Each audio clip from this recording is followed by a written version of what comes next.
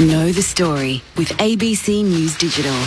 Get the latest breaking news with live notifications whenever you want, wherever you are. They are considering going to zero emissions. We'll go ahead as planned. And abruptly ended the case. It will help us all get back to normal and back to all the things that we love. Those are the kind of things that work. There's hope for a brighter future. ABC News, Australia's most trusted news source. Head to news.abc.net.au or download the ABC News app. This is ABC Sports coverage of the 2022 AFL Premiership season. We're gonna be kids. Grandstand AFL On ABC Radio and ABC Sport Digital. In the opening round of 2022, the Harbour City's rivals will play out their latest chapter for Sydney Derby 23. And there are all eyes on the man who wears number 23 for the Sydney Swans as Lance Franklin closes in on 1,000 goals. An achievement witnessed only 5 times previously and one that we don't expect to see again. This rivalry has evolved to be one of the very best in the competition. The most recent battle between the Swans and the Giants, that 1-point nail-biter which went the Giants' way in last year's elimination final. Hello and welcome to Stadium Australia, the jewel in the crown of Sydney Olympic Park Precinct, a venue befitting this special occasion and importantly one that can support a good number of people. My name is Brett Sprigg, and to call the action alongside me, it's welcome back to a new season on Grandstand AFL, Daniel Garb. Thank you very much, Brett. Honoured to be here. Really excited for this afternoon's game. Two sides that played in an elimination final last season, as you said, and are expected to at least hold those positions, quite possibly improve. So they're two sides that we're pretty keen to watch in action today, and we have the enormous story. That is Buddy and those 5 more goals to get to 1,000. And then, although they're a fair way down the pecking order in comparison to Buddy, some other good yarns along with that, like Paddy McCartan, who's playing his first game since round 16, 2018, which is quite incredible. The former number 1 draft pick, he's expected to line up at fullback today. So, yep. A lot to be excited about. Great to be here. Teams are out there warming up. The opening bounce is 8 minutes away. Our experts today, firstly, Swans Premiership player Ty Kennelly. He's already had a big week. It was St Patrick's Day a couple of days ago. Welcome, Ty. It's great to be here. I might have a bit of a sore throat, so if you can't understand me along with an Irish accent, bear with me, please. But it's it's very exciting. It's great to have fans back again. You know, it's halfway through the year here where we thought the football world was the Sydney and Sydney. We were holding the Anzac Day here in Sydney, and with all these games and Queen's birthday. The Queen's birthday, sorry, and then it was just all of a sudden. It seems like a lifetime ago, but we've got fans back and we're back at Olympic Stadium also. So I'm very excited for this one. It's hard to pick. A man who himself played plenty of footy as a Bulldog and a Swan, but few people understand the landscape of footy in Sydney better as a journalist and broadcaster. Neil Cordy, great to see you. Spriggy, great to be here. I've driven down from Queensland, in the words of Paul Kelly, to be here for this one, and it is a big one. It's a big one. The 1,000 goals, of course. You know, as an ex-Swans player, I'd probably take 1,000 goals over the 4 points today. It's that big. But this will go, if he does get the 1,000, this will go down with the Pluggers' 1,300 goals. It'll go down with the Pluggers point in 96. Yeah. This is one of the big occasions. There's a few in to see it as well. The rain from this morning has cleared. There's a few clouds overhead, but otherwise a pretty good afternoon. And we'll have the opening bounce very shortly. First things first with the team news. No late changes to either side. The medical subs are Tanner Bruin for the Giants and Colin O'Riordan for the Swans. A few of those sort of points around team selection. So Angus Sheldrick, a round 1 debut for him, the 18-year-old midfielder from Claremont. He was the Colts' best and fairest last year over there in the Waffle. Paddy McCartan, as you mentioned, Garvey, gets his second coming as an AFL player. The number 1 pick of 2014, hampered by injury and concussion at St Kilda, now joins brother Tom. There was a lovely presentation going back pre-game between as he got his first Swans jumper from his brother, which was just a lovely thing to see. He's come to the VFL ranks and a supplementary player list, so he's named to start down back. They won't have Tom Papley, Chad Warner, Jake Lloyd. Those are among the names missing. For GWS, I mean, the big stage is made for Toby Green, but he is missing due to that 6-game suspension for making contact with an umpire, so we won't see him until round 6. He'll miss the first 5 rounds of this season. They don't have All-Australian defender Nick Haynes. He has a stomach issue, or he's playing in a VFL practice match just across the way there at Tom Wills Oval. As far as who they do have, Jared Brander, the underutilised utility previously from the West Coast Eagles, will make his Giants debut. He was an academy player for them all those years ago. We expect him to start up forward. And Lockie Keith to return from the knee injury, which he suffered in round 8 last year. Historically, this is, as I said, the 23rd meeting between these two sides. 3 of those have been finals, and I mentioned the elimination final last year in Launceston. 3 of the past 5 results have been 2 points or less. The Giants have won each of those. It just promises in so many ways. The other important thing, Cords, to consider is that 3 of the past 4 derbies, because of all the COVID unpleasantness, have been played outside New South Wales. So the fans of either side have been starved of events like these ones. And it's an underrated, I think this is one of the most underrated rivalries in the AFL. If you actually stack it up against the 2 big out of Melbourne rivalries, which are the Showdown and the Western Derby, they've only met, as in the Freo and the Eagles have never met in the finals. And Port and Adelaide have only ever met once, way back in 2005. The Swans and Giants have only been going for 10 years. They've already played in 3 finals in the last 5 years. And all of them have been epics, including the last time we were ever at this ground for a game of footy, which was the qualifying final in 2016, and unfortunately for Swans fans, the Giants are 3-0 in finals and have a habit of raining on their parade. Fortunately enough for the Swans fans, it's not a final today. But they've got a lot of memories of the last time they've played, obviously nearly 7 months ago now, when that game, everyone knows for 3/4 of the game the Swans dominated and just didn't take the opportunities in the last quarter. And I know inside the club they have talked a small bit about it. But you're right, Corbs.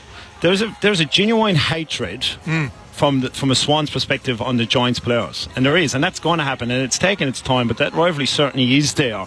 And it's obviously about helping grow the fan base of the game, but certainly from a playing perspective, there's a genuine respect there, but there's also that hatred that you need as a player. It's real. I was speaking to Jared McVeigh during the week, and he played in more than half of these, and even way back in the very first game, round 1, back in 2012 at this same venue, opening centre bounce, and James McDonald ran through Luke Parker, who was playing in his 14th game, and he cracked his jaw. Anyway, and the fact that the Swans players haven't forgotten that, and Jared McVeigh brings that up this week, I think it's significant. Let's talk Buddy. He needs 5 to get to 1,000. On only 3 occasions last year did he kick 5 or more goals. What's your gut feeling? Does he get there today?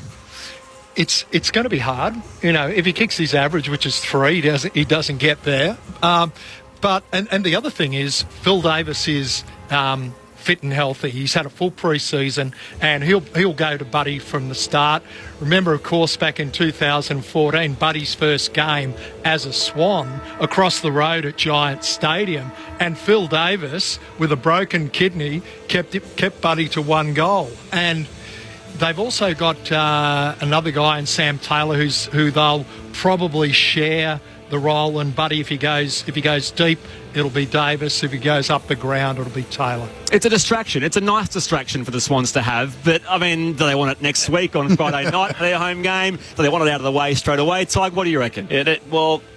Knowing Horse wants to win everything. And I was thinking, if Buddy's kicked 4 and 5 or 6 goals up with 15 minutes to go, people are saying, they'll put Buddy on the bench. No, they won't.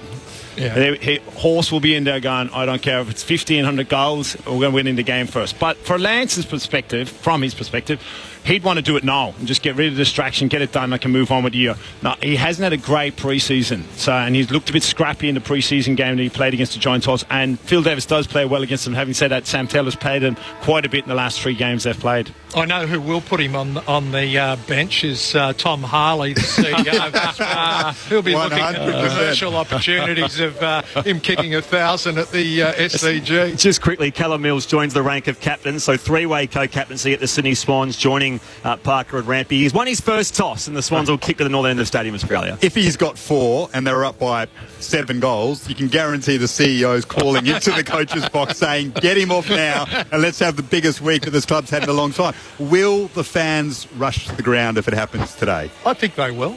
I know that they've... Gill hasn't... He's hinted at fines, but he hasn't actually said, no, we're going to... I think his comments suggested he's fine with it. Yeah. As long as the security gets around Buddy and protects him, then you can go out there. We keep the tradition going. Let's check in. Boundary side, Sophie Clappen is the 5th member of our team. What's it like down there, Soph? Guys, the atmosphere is pretty epic at the moment. Great to kick off the season for these two sides here at Accor Stadium. The crowd is filling, although it is a GWS home game, there's a lot of Sydney Swans fans, no doubt hoping to witness history tonight as Buddy edges closer to goal 1,000. But yeah, the atmosphere is pretty electric. I've got the beautiful big scoreboard to my right, so I won't miss a thing. Set to be an epic game tonight. That thing is 120 metres long. That is absolutely enormous. And so is this occasion here at Stadium Australia. The opening round of the season, it's the Battle of the Bridge, Harbour City hostility, whatever you want to call it. Here it is on Grandstand AFL, Daniel Garb. Umpire Chris Donlan bounces the ball. It's Hickey and Flynn in the middle. Hickey tries to knock it forward in a tackle. Phil Davis, a long way from his usual position in the goal square with a handball early. Lockie Keefe on his left. Great to see him back with a left foot kick to half forward. Marking it there was Matt de Boer, but he's marked it just over the boundary line out on the full. Looks like he might have the job trying to keep Nick Blakey in check off half back. De Boer. To half forward it goes for the Swans. Whitfield's there. Did he get one in the back? No. The handball from Perryman to Tom Green, and now Jacob Hopper. He's wrapped up in a strong tackle by Callum Mills. That might set the tone early. And we'll have a ball up on the wing in the derby. Started Franklin High, the Swans with Phil Davis trying to bring up, and Isaac Keaney, Callum Ward on the wing here is an interesting matchup to start the game. Hickey parries it down here to Rowbottom, feeds it off towards McInerney. He goes inside forward 50, a little too wide down there, a Buddy to the right-hand side. Going in low, Goulden, taken down there by Perryman. Hand pass here, still alive for Rowbottom to the Swans. He's towing it towards the goal line now. Little soccer effort here to Heaney. He snaps around with the left, and Isaac Heaney opens the scoring in the derby. Inside the opening 70 seconds, it's the Swans 1 straight 6. The Giants yet to score here on Grandstand AFL. So when you're playing on Isaac Keaney as a forward, it's a genuine defender that plays on him. And you put him in the midfield, he's played a lot of midfield time this year in the pre-season. They're trying to put him around the ball more. The challenge you've got as a coach is going, well, he's very effective in the forward line, doesn't get a lot of opportunities, and he's not a natural midfielder. So they're going with the tactic, well, let's play him as a winger and let's get him to drag Callum Ward, who's not a genuine defender, to the goal square. And guess what? You get rewarded in the first minute and a half of the game. And Heaney's in the best shape of his career. He's had a lot of injuries because of the concussive way that he plays his football. But a full pre-season, now 6-7 seasons in, he's Brownlow. You'll be loving that as John Lomer as the coach. That little tactic straight away in the game, a minute and a half in, it's paid off for you straight away. And the debutant Angus Sheldrick with a nice little socker to Heaney in the goal square. So he's got his first touch. And he helped provide the opener. Swans win it out the middle again. Rowbottom off his left, inside 50. Goulden's there. Tried to tap it to a teammate's advantage. Here's Sheldrick, gathers it, but falls over, wrapped up by Perryman. And there'll be a ball up about 20 metres out from the Swans' goal. So they've started well, the Bloods. Gee, Sheldrick can find the ball. We've seen that in a minute. Looks busy, doesn't he? He was named on the bench initially. He's out there starting here for the Sydney Swans on debut, and now it's wrapped in again here, 25 out from the Swans goal, so another 450 stoppage for them. He's got George Hewitt's old number. He does, 29. Saw George Hewitt playing for his new club the other night. Carlton, of course, and now a free kick going the Giants' way, and Matt Flynn. So they'll take it from fullback. They're wearing their very striking charcoal jumpers, the Giants, which they do in the derbies now. Riccardi crashes the pack, ball at ground level now. Parker goes up, he's dispossessed. Still alive here for De Boer momentarily. Rowbottom tackled here as well. Great work it was, follow up from De Boer. Ball, it's with Taranto. Green had stolen from him by Parker, goes inside forward 50. Buddy in the contest down there with Davis, and now Davis was being held. So a free kick to the former Giants skipper. And he brings it out wide here to Callum Ward, his former co-captain as well. Still inside defensive 50 here for the Giants. The Swans have the first goal. A couple of inaugural Giants, Davis and Ward combining. Davis now switches it across defensive 50 and finds Sammy Taylor. Such an impressive youngster. Really went to another level last season, Sam Taylor. Kicks it outside defensive 50. Looks for Taranto. That's a good, strong overhead mark. Filling the void of Toby Green in that hybrid forward midfield role, Tim Taranto. He has to come a long way from home to mark that one, but he did it well at left half back. Goes up the wing now, looking for the lead of Flynn. Punch from behind by Paddy McCartan, his first involvement in the game. Rowbottom's there, it's on the outer side, picked up by Parker now. Gets the handball back to Wicks. Wicks looking for Hickey. And he copped one high while doing so, Sam Wicks, so he'll have the free kick very close to the boundary line on the outer wing. It's all the Swans at the moment, isn't it? Really, the Giants too slow at the ball movements in their area. Their game were very poor last year, and offensively they're 13th in the competition. Wicks loads up.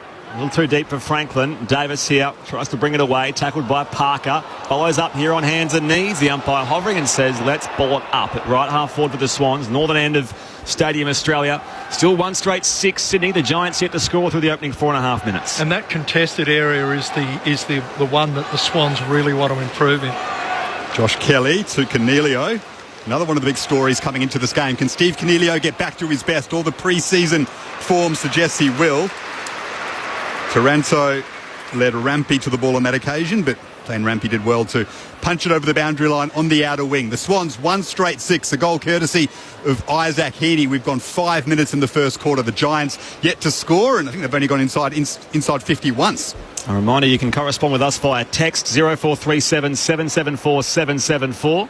Earlier out, the Cats beat the Bombers at the MCG by 66 points. In the first of our 3 games today. Wicks a hand pass, inboard here, McInerney.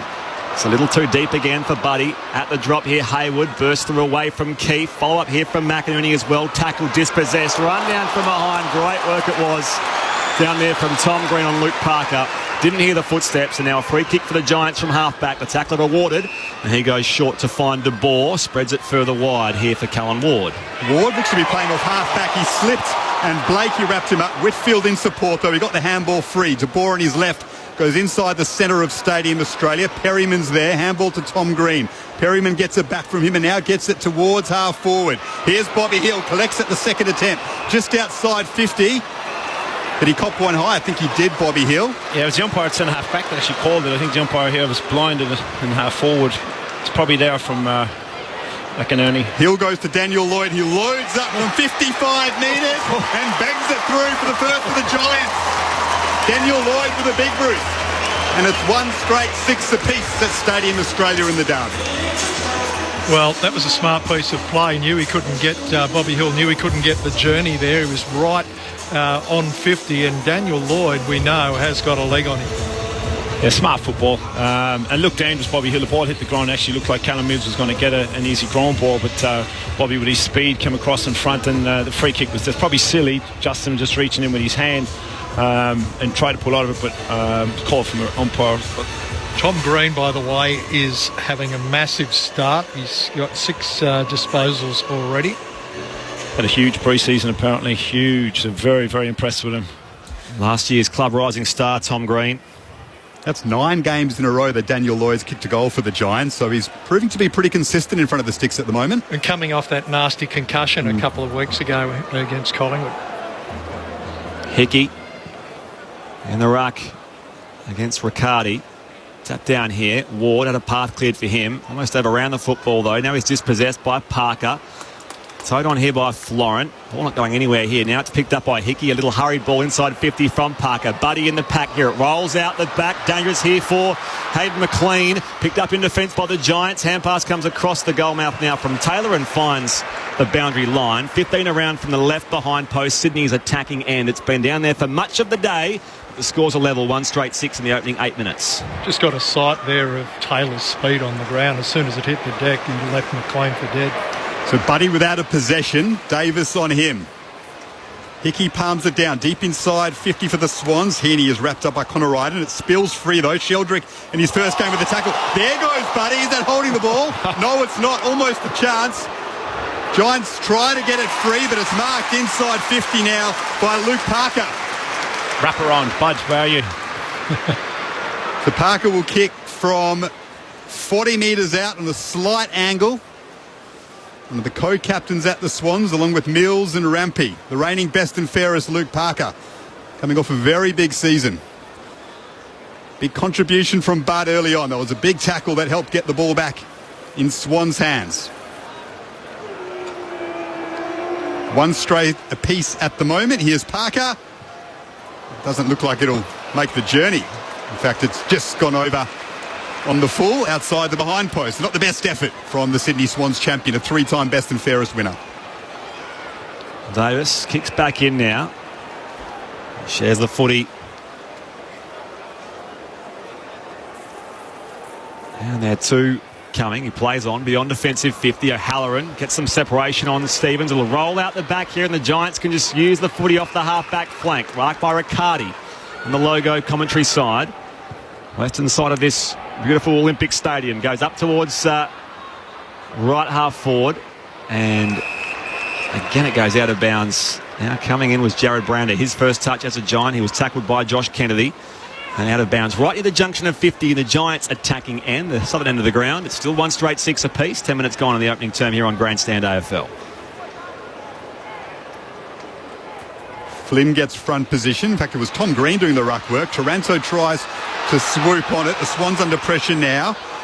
Picked up deep in defence, and Paddy McCartan can clear. He goes out to right half back. But Connor Iden was well balanced there. He's marked it just outside attacking 50 for GWS. Had best position. It was kicked over the head of Errol Goulden. Connor Iden, now a mainstay of the Giants' defence, just massages it to the top of the square. Off hands. At the back there is Brander. Will it fall favourably for him? It won't. It drop behind him and through for a rush behind. So the Giants 1 straight 7. The Swans 1 straight 6. We've gone 10 minutes in the first quarter. I'll bring it away through Rampy, the Swans. On the half ball, awkward pick up here for Buddy. Davis goes with him, taps it back out here. Still alive for the Giants. O'Halloran back to Davis. Sends them back inside forward 50. But the intercept going up Tom McCartan. And it's going to be a free kick here for a chopping of the arms going against Himmelberg. So Swans free kick from left full back, and now beyond defensive 50. It's kicked to Stevens. Nice to see Dylan Stevens back in the Swans lineup. Struggled for game time last season, but he's been given the nod in round 1. Trained well during the pre-season as well in all reports. Dylan, they're very excited about what he can produce this year. He went short to another talented youngster in Braden Campbell, who's been drafted for that reason. A precise kick. He finds Callan Mills on the wing, who goes inside 50 now. McDonald's there. It's marked by McLean, though. The two big Swans talls went up for it. McDonald seemed to have best position, but McLean just kept his composure behind him, took it on the second attempt, and he'll kick from 35 metres out in the slide angle. It's interesting, McLean has got the nod against Peter Laddams, who was one of the big-name recruits that the Swans have picked up, and Laddams, I believe, is playing across the road as well. Kicked 11 goals in 12 games last season, Hayden McLean. 4 of them came in 1 game. And he had his first of the season here. Yes, he can. He's kicked through. The Swans have their second. 2 goals, 12. The Giants 1-1-7. Starting to get a bit of depth in that area of the ground too. Obviously Sam Reed's another one if they do have some injuries and whatnot at the backup, but very excited forward line with their tools, and Logan obviously in himself giving some depth in their key forward position. Well, especially if Laddams does get some form and fitness, they're looking particularly strong in that area, and they complement each other pretty well. Always good to look. You always look good in a forward line with Buddy Franklin in there, and sometimes it's hard to get your share of the ball, but it does look good very early. Voice of Neil Cordy and Ty Keneally, our experts on Grandstand AFL. Sydney Derby 23. Historically, the Swans have won 13, the Giants 9 so far, but there have been some great battles recently, and of course the most recent elimination final last year in Launceston. One away here by Flynn, tapped it straight to Oliver Florent, though has it bounced, closes to 45, 2 goals in quick succession for the Swans. Ollie Florent, good burst away from the clearance, and the finish as well. They extend their lead to 11 points early on here. 3 straight 18. The Giants 1-1-7. 13 and a half played in the opening quarter here on ABC Grandstand AFL. Well, that Tig was reminiscent of the grand final when we saw Melbourne put the afterburners on in the third quarter and just stroll it out of the middle, and Ollie Florent went unchallenged across out the back of the square, and nobody there to meet him, and he walked it in, really. It's a huge concern for the Giants early in this game is the centre bounce clearances. They haven't won one yet. They've had 5 centre bounces in the game and they haven't won one. They've got their hands on a couple as a ruckman, but you can't have your midfield group coming out forward at a stoppage. Your role as a sweeper is not to actually become a receiver from a hit to, it's actually to cover in case the opposition get the ball and come out forward at a stoppage, which has happened twice. McLean doing the ruck work now for Sydney. On that occasion, the Giants get it out of the middle. That'll be some relief for them. Taranto had front position at centre half forward and was able to squeeze it forward, and he's found a target in Jared Brander. On debut for the Giants, he's got his first touch of the footy. He's at right half forward, just outside 50, the former Eagles. spent a bit of time with Joe when he was 16s, 18s in New South Wales. You know, he can swing, and it's almost upset his career, his pathways, figuring out whether he's a forward or a defender. A really good leading type forward for mine. I'd like to see him get a good run at it in his second club. Pick 13 in the 2017 draft. He'll kick from just outside 50 on his right. He's backing himself for the distance. It won't get there. It'll fall just in front of the goal. And Himmelberg at the back with a big fly and a big grab. Strong from Harry Himmelberg. He was about 4 deep in that pack. And he should snap this through for his first goal of the afternoon. Yes, he does. The Giants go to 2-1-13. Sydney 3 straight 18. And let me tell you, Harry Himmelberg is closing on a little record of his own. He's only 2 goals off John Patton now for the 3rd most for the Giants in their history. So 130 is the number that John Patton kicked for GWS. Harry Himmelberg on 128 now. And Harry's, he kicked 4 in a prelim final against Richmond in a losing team, and he's never really fulfilled that early hope. He's been in a sort of an awkward spot trying to find his role there in the forward line, and if he keeps taking grabs like that, Tiger, he'll be kingpin. I think last year was a good learning year from the fact that Jeremy Cameron wasn't there, and he was the main focal point of that forward line. Riccardi's there now, and obviously Hogan coming in also will help him develop it fantastic. As we know, he's got a great leap, and he showed everyone that just there. Yeah, Hogan's playing VFL as well today. On the clearance, Mills held out of it. Still waiting for a clearance now. Hand a pick up here from Florent. Well, they couldn't get the hand pass away. Sockered by Taranto. It's bounced off the chest of Mills. Tackle here from Heaney on Ward. Ball stays with him. O'Halloran tries to slap it out the back here. Hayward for the Swans. It's going to be coming back here for a throw. It was that illegal disposal against the Swans, and O'Halloran will have it from half back. The Giants, back edge of the square. Through the corridor quickly. He shares it to Kelly. He'll be a Giant for life. That 8-year deal last year, Josh Kelly. Inboard now for Iden, right in the middle of the bullseye. He wheels and goes. High inside forward 50. Players converge up in front there. Flynn down to Taranto. Off balance. Can't kick toward the big sticks. Picked up here by McInerney of the Swans. Tries to clear it. It'll work out okay. Sliding into Mark Haywood. And they'll start again from right half back. The Swans, they lead by 5 points. 17 gone here in quarter number 1. They're looking dangerous with the high ball inside the forward line, the Giants. Hayward goes up the wing. He's got a man free in McLean. Already a goal kicker for the Swans, doing a bit of ruck work at the moment. He's on the outer wing. The Giants have men behind the ball, so it's a kick up the line. Looking for Franklin, double team on him. Can Buddy collect this? He can't.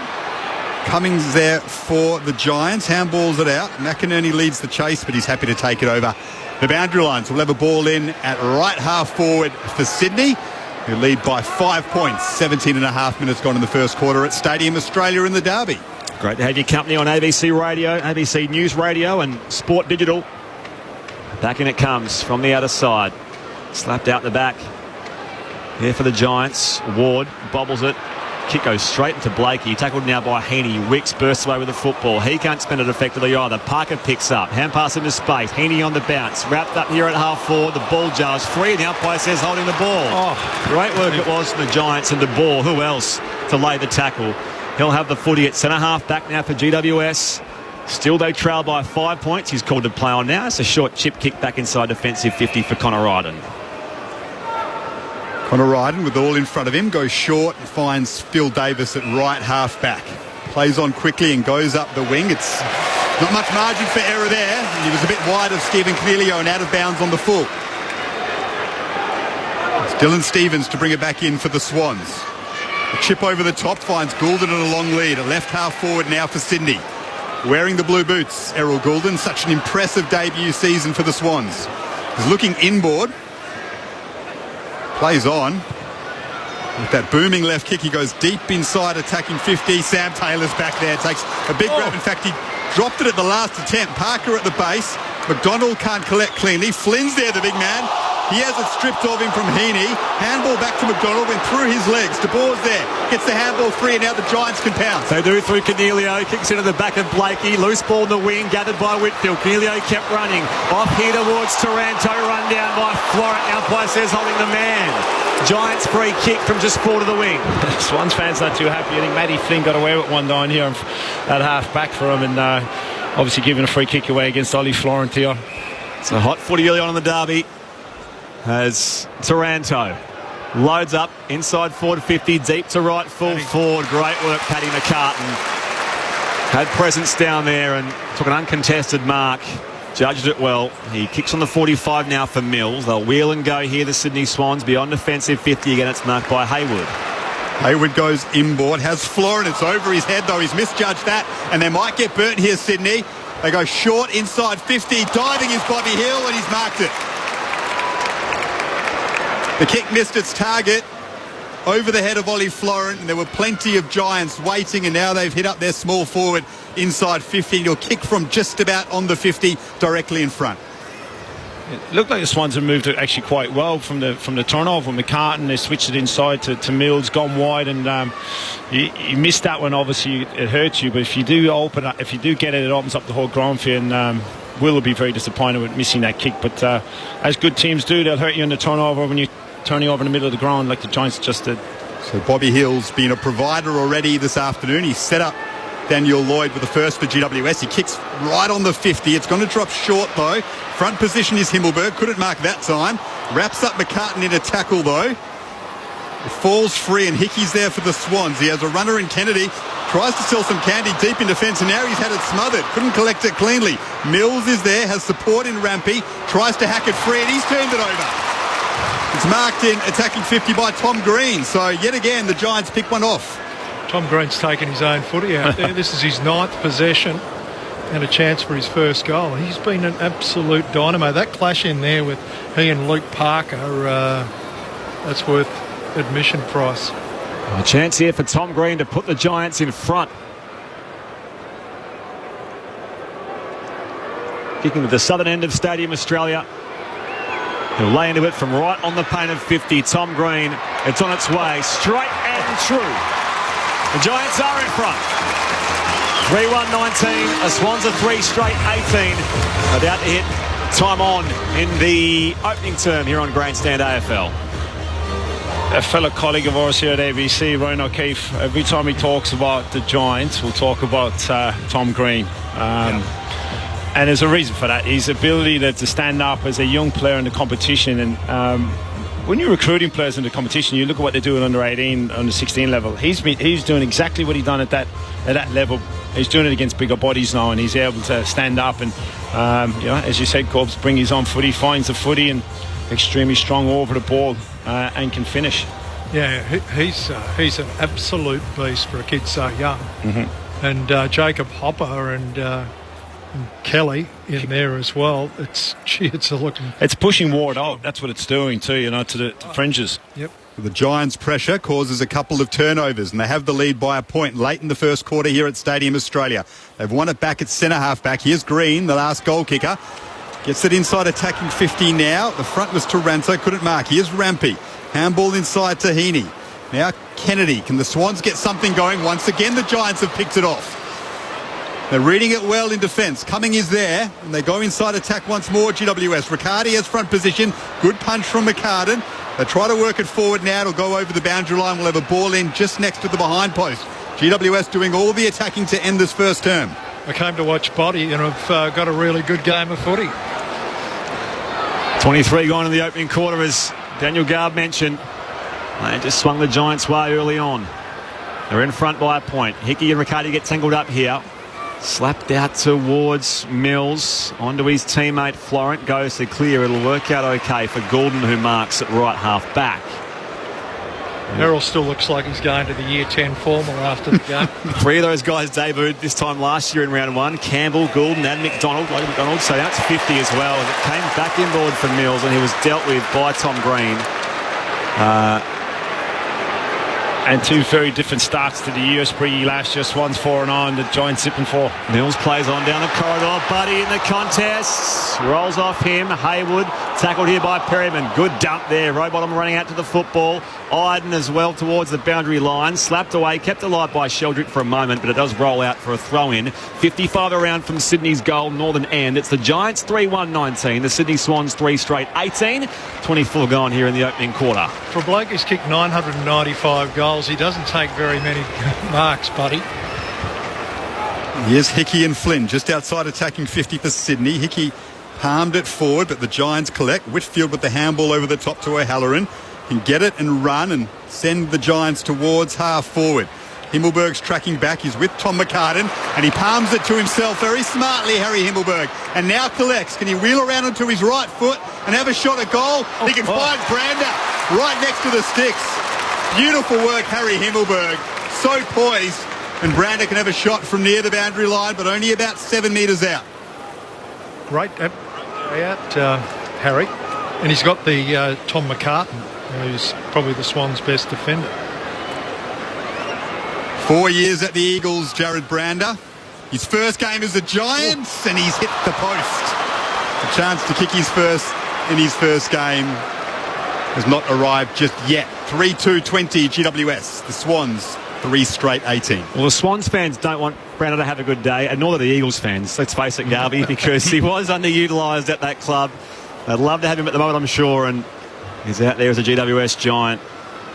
He's a talent, that's for sure. Paddy McCartan has it at the right back pocket for the Swans. Pumps it long beyond defensive 50. Flynn comes in, can't complete the mark. It'll roll towards the boundary line. Whitfield guards it over. So throwing on the eastern wing here at Stadium Australia, Sydney's Olympic Park. First time in 6 years we've seen a game of footy between these two sides here. And the lower bowl is packed full of fans. Already this game has the makings of a classic. Giants by 2 points. Back in it comes. Kelly gets there, tackled by Rowbottom. Hand pass inboard for Tom Green. Curls it around the corner now. Bobby Hill in the contest with Blakey coming late. Goulden here, feeds the hand pass off and wrapped up with the footy as well. Campbell, the ball jar's free. Brander goes in hard for the Giants. Tackled down there by Goulden. Good follow-up on the front edge of the square. The umpire's waiting for it to pin ball out and it won't. Ooh, good so footy. Ball up. Giants by 2 points. Sorry, Spriggy. Hot. And get me a bit excited. The pressure on. There's not much space out there and it's late in the quarter. Here's Goulden for the Swans. He can hack it forward towards centre forward over the head of Franklin. Can he gather? He can't. In fact, they've given away a free kick for high here. It will go against Wicks on Perryman. Tom Green's got leather poisoning. It's 12 touches now. Perryman goes to Taylor. Left half Gotta back. get another one here For the Giants. And he does find Tom Green. So what a start to the game he's had. Kicked a goal as well. On the wing, he finds the lead of Himmelberg, who's been very impressive for GWS in this first quarter too. With a big grab and goal, and nice bit of work a moment ago that almost provided another. He switches it to Taylor, the centre half back. The Giants late in this first quarter with a 2-point lead. Just happy to keep possession. Taylor switches it and finds Callan Ward. Just thought of halfway, Callan Ward just pops it up the line here. Again, it's alive for Perryman. 65 from goal. Inside the arc now, he finds the chest of Lloyd. 45 out, 45-degree angle. It's great footy. It's great patience. They've gone from one side of the ground to the next and stretched Sydney's defence. So Hickey dropped back loose, which gives you an extra midfielder or a half back. And they were patient with the ball and just swung it all the way across in the wing here in front of us. And the great patience. And Perryman waited for that little tick lead. And as we saw earlier, this boy can kick it a mile. The Central Coast product, Daniel Lloyd, already with one goal this afternoon, as Ty Canelli mentioned. Lloyd connects from 50, right behind him as he kicks, all the way over the goal umpire's hat.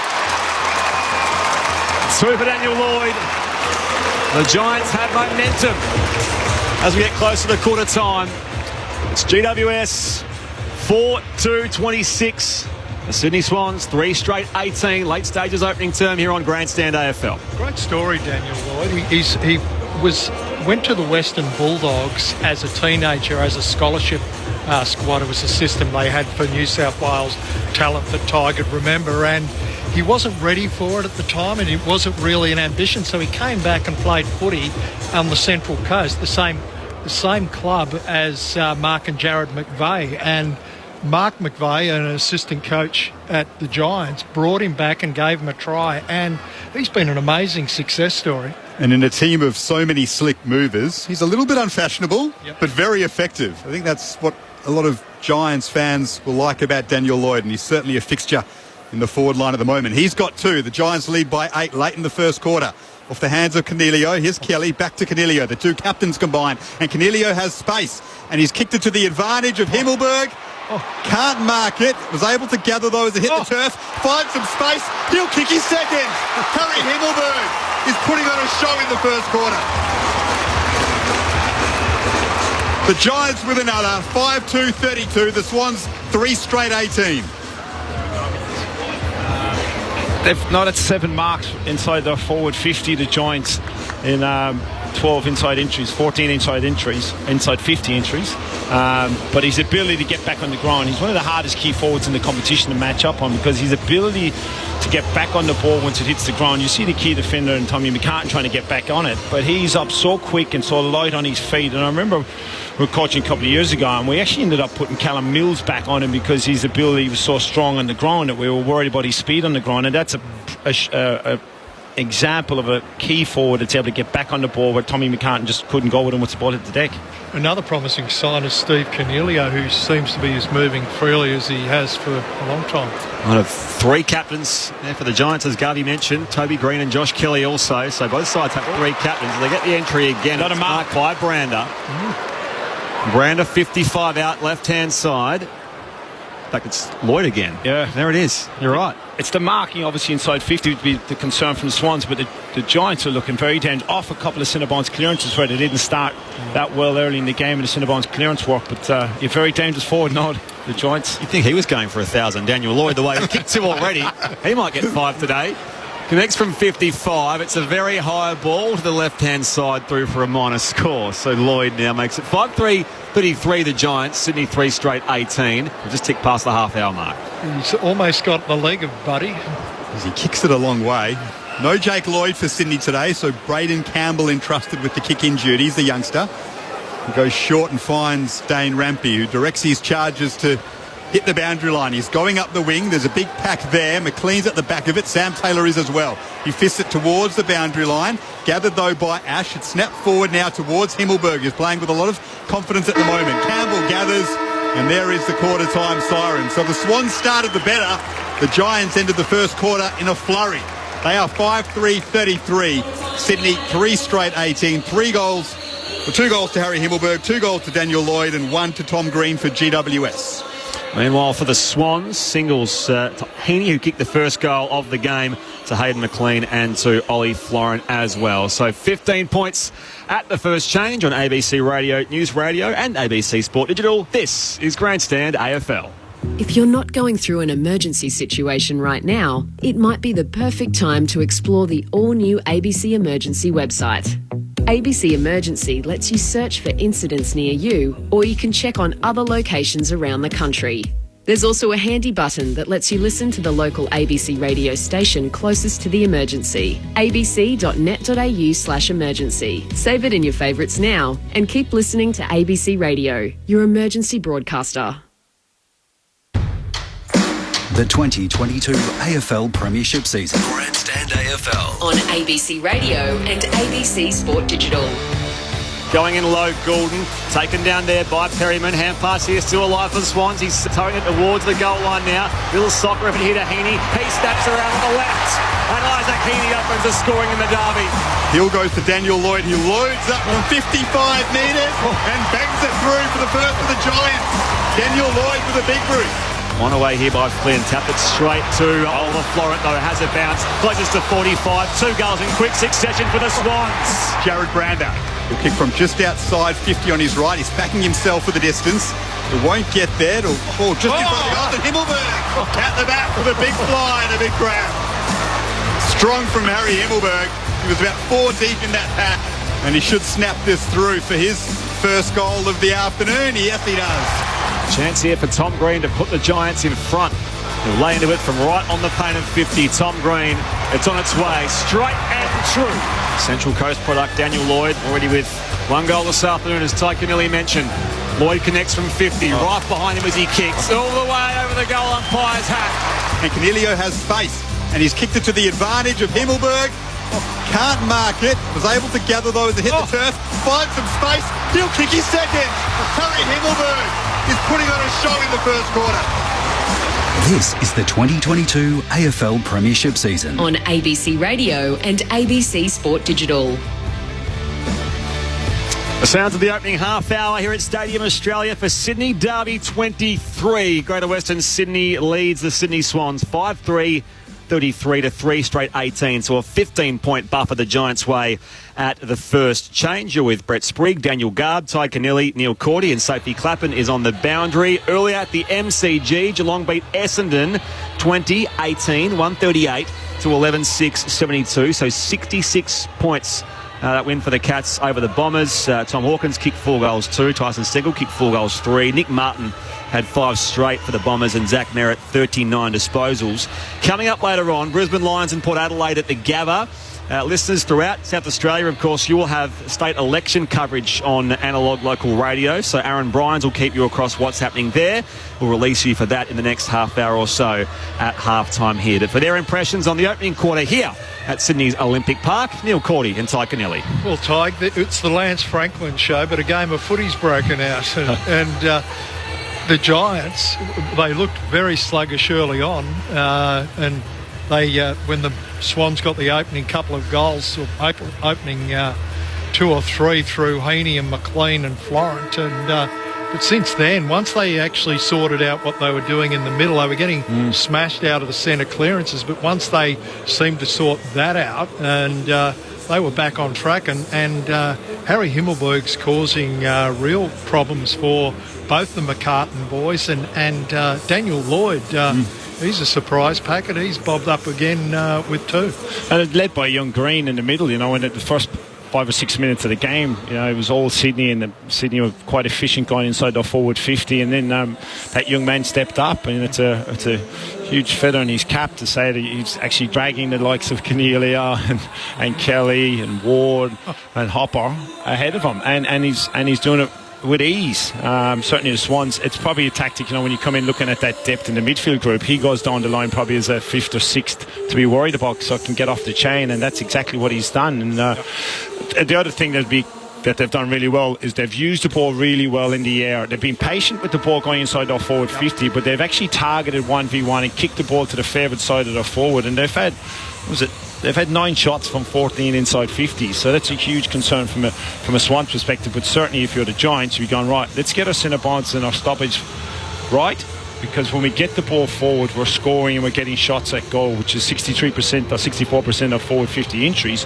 you're scoring from. So you know what, don't mess around with it and get it in, and you're going to get the opportunities. It's a really interesting matchup, because what the new brand of Swans football is fast ball movement, and that matches up against the Giants team, which is slow, steady and patient. And right now the Giants' plans is working. Yeah, and you're right.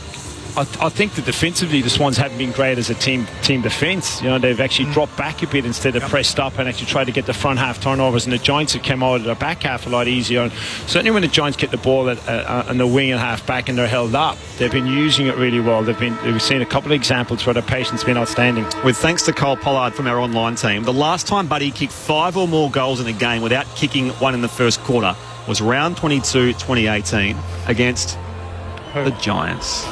Daniel Garb, a few numbers to quarter time. Tom Green, 13 possessions and a goal. Harry Perryman has 8 for the Giants. Josh Kelly with 7 for the Swans. Luke Parker with 6 disposals. Buddy without a touch yet. Second term underway. Hopper is wrapped up here by Rowbottom, and the umpire says let's ball it up again. How much do you think that's worrying Buddy at the moment? Not one bit, not on the block. He has had 13 goals 13 goals in his past 3 games against the Giants, so he still may get there. Stevens off to McInerney. The Swans going to be on the overlap now. Blakey from the outer wing. On that left boot inside 50, finds Wicks. He was actually gone for Franklin there. Franklin was leading hard to him, and it's come off the boot and it hit Wicks.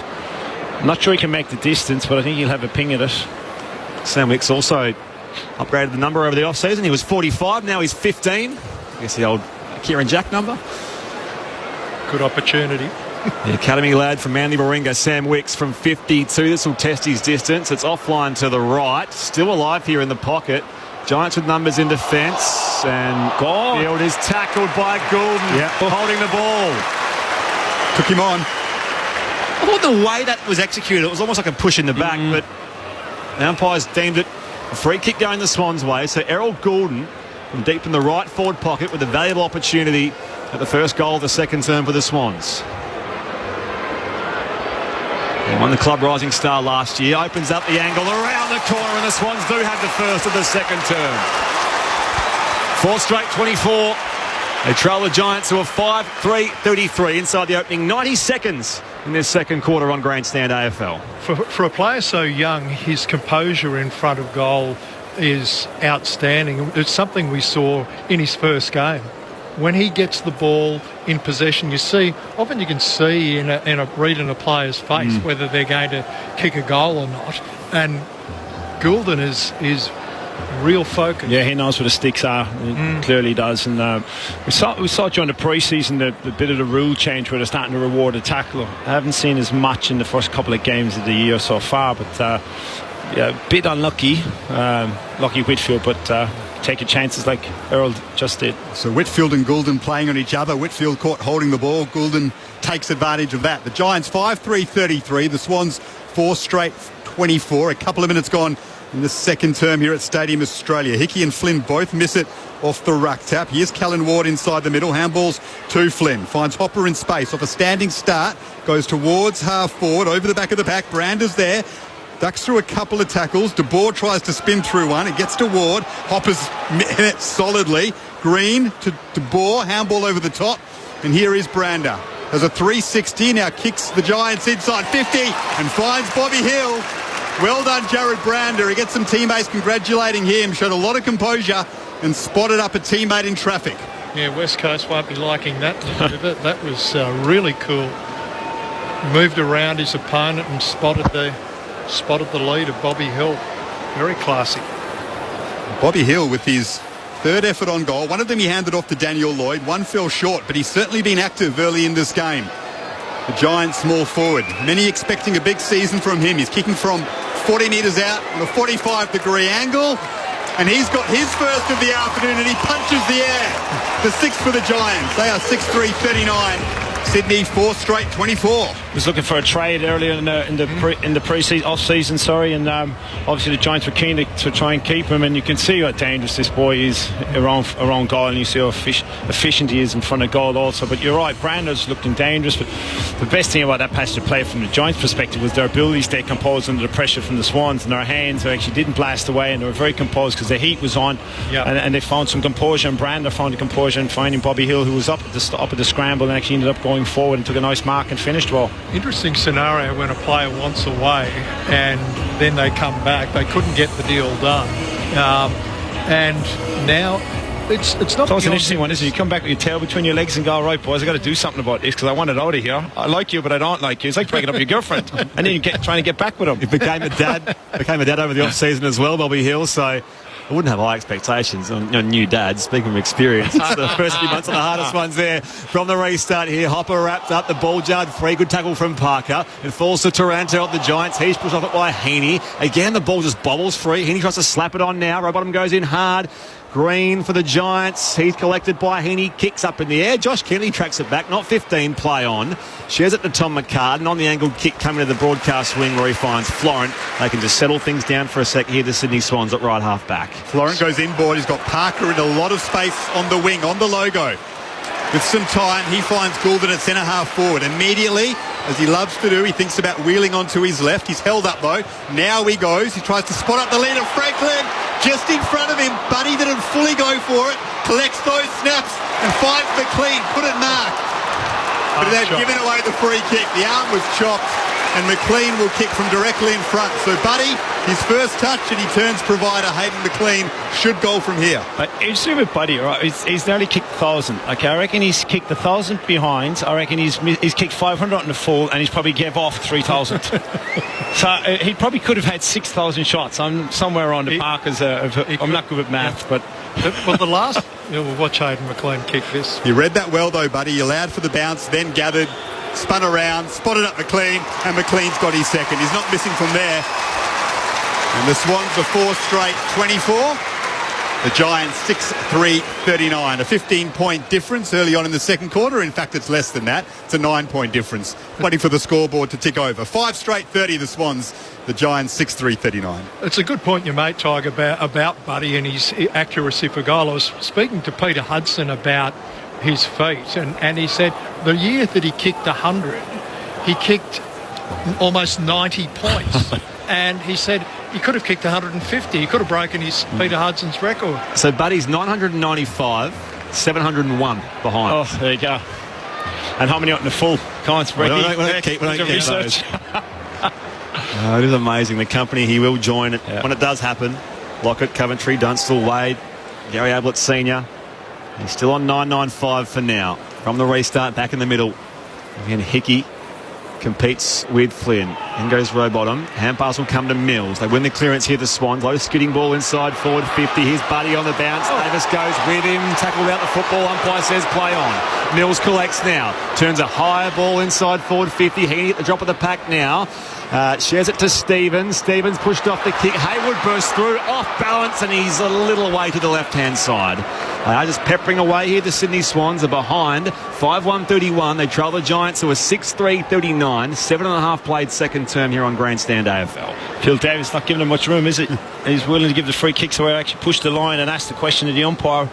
He's playing him tight, Buddy, that is. He's doing a good job so far. There was a shout there for Buddy having been legged.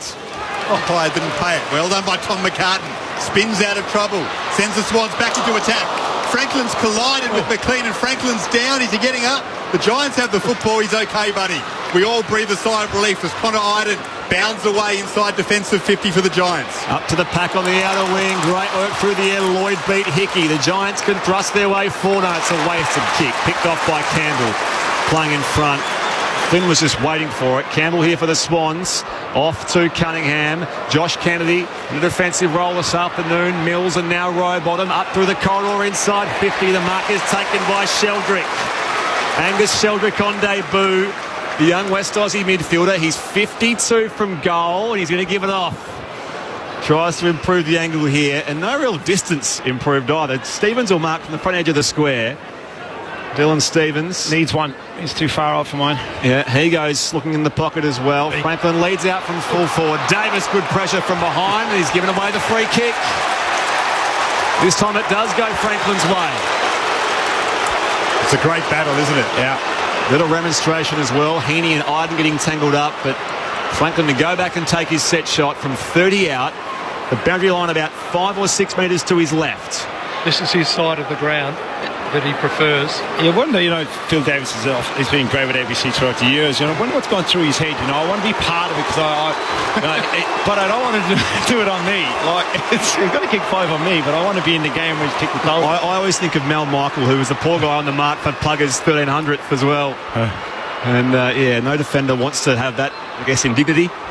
Franklin on the approach here for goal number 996. Tough angle, but he makes light work of it. There's one for Bud. 4 to go. And the Swans close the gap. It's a 2-point game the Giants' way. 6-3 plays 6-1.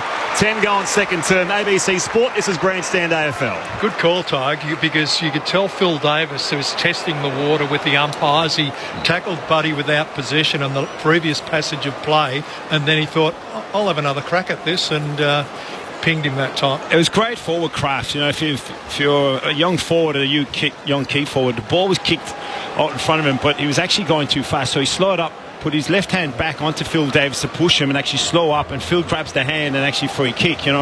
Buddy probably wouldn't have got there anyway, but it's just a really smart body check and the forward craft at its best as a key forward that's done it for so many years. And he was fired up, Buddy, in the celebration. Didn't get a touch in the first quarter.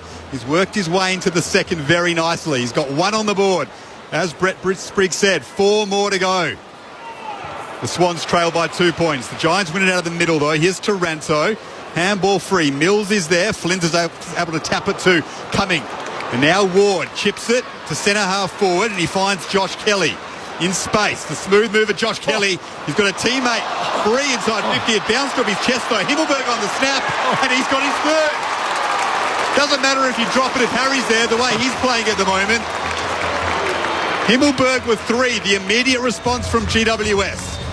And they're back out 7-3-45. The Swans 6-1-37. They lead by 8 points. Harry clearly hasn't read the footy record today. Doesn't realise which show he's at. He's turning on his own one. Well, got a call 2 gaps. He's on fire, isn't he? You know, it's obviously clearly, I think it was Brandon that dropped the mark.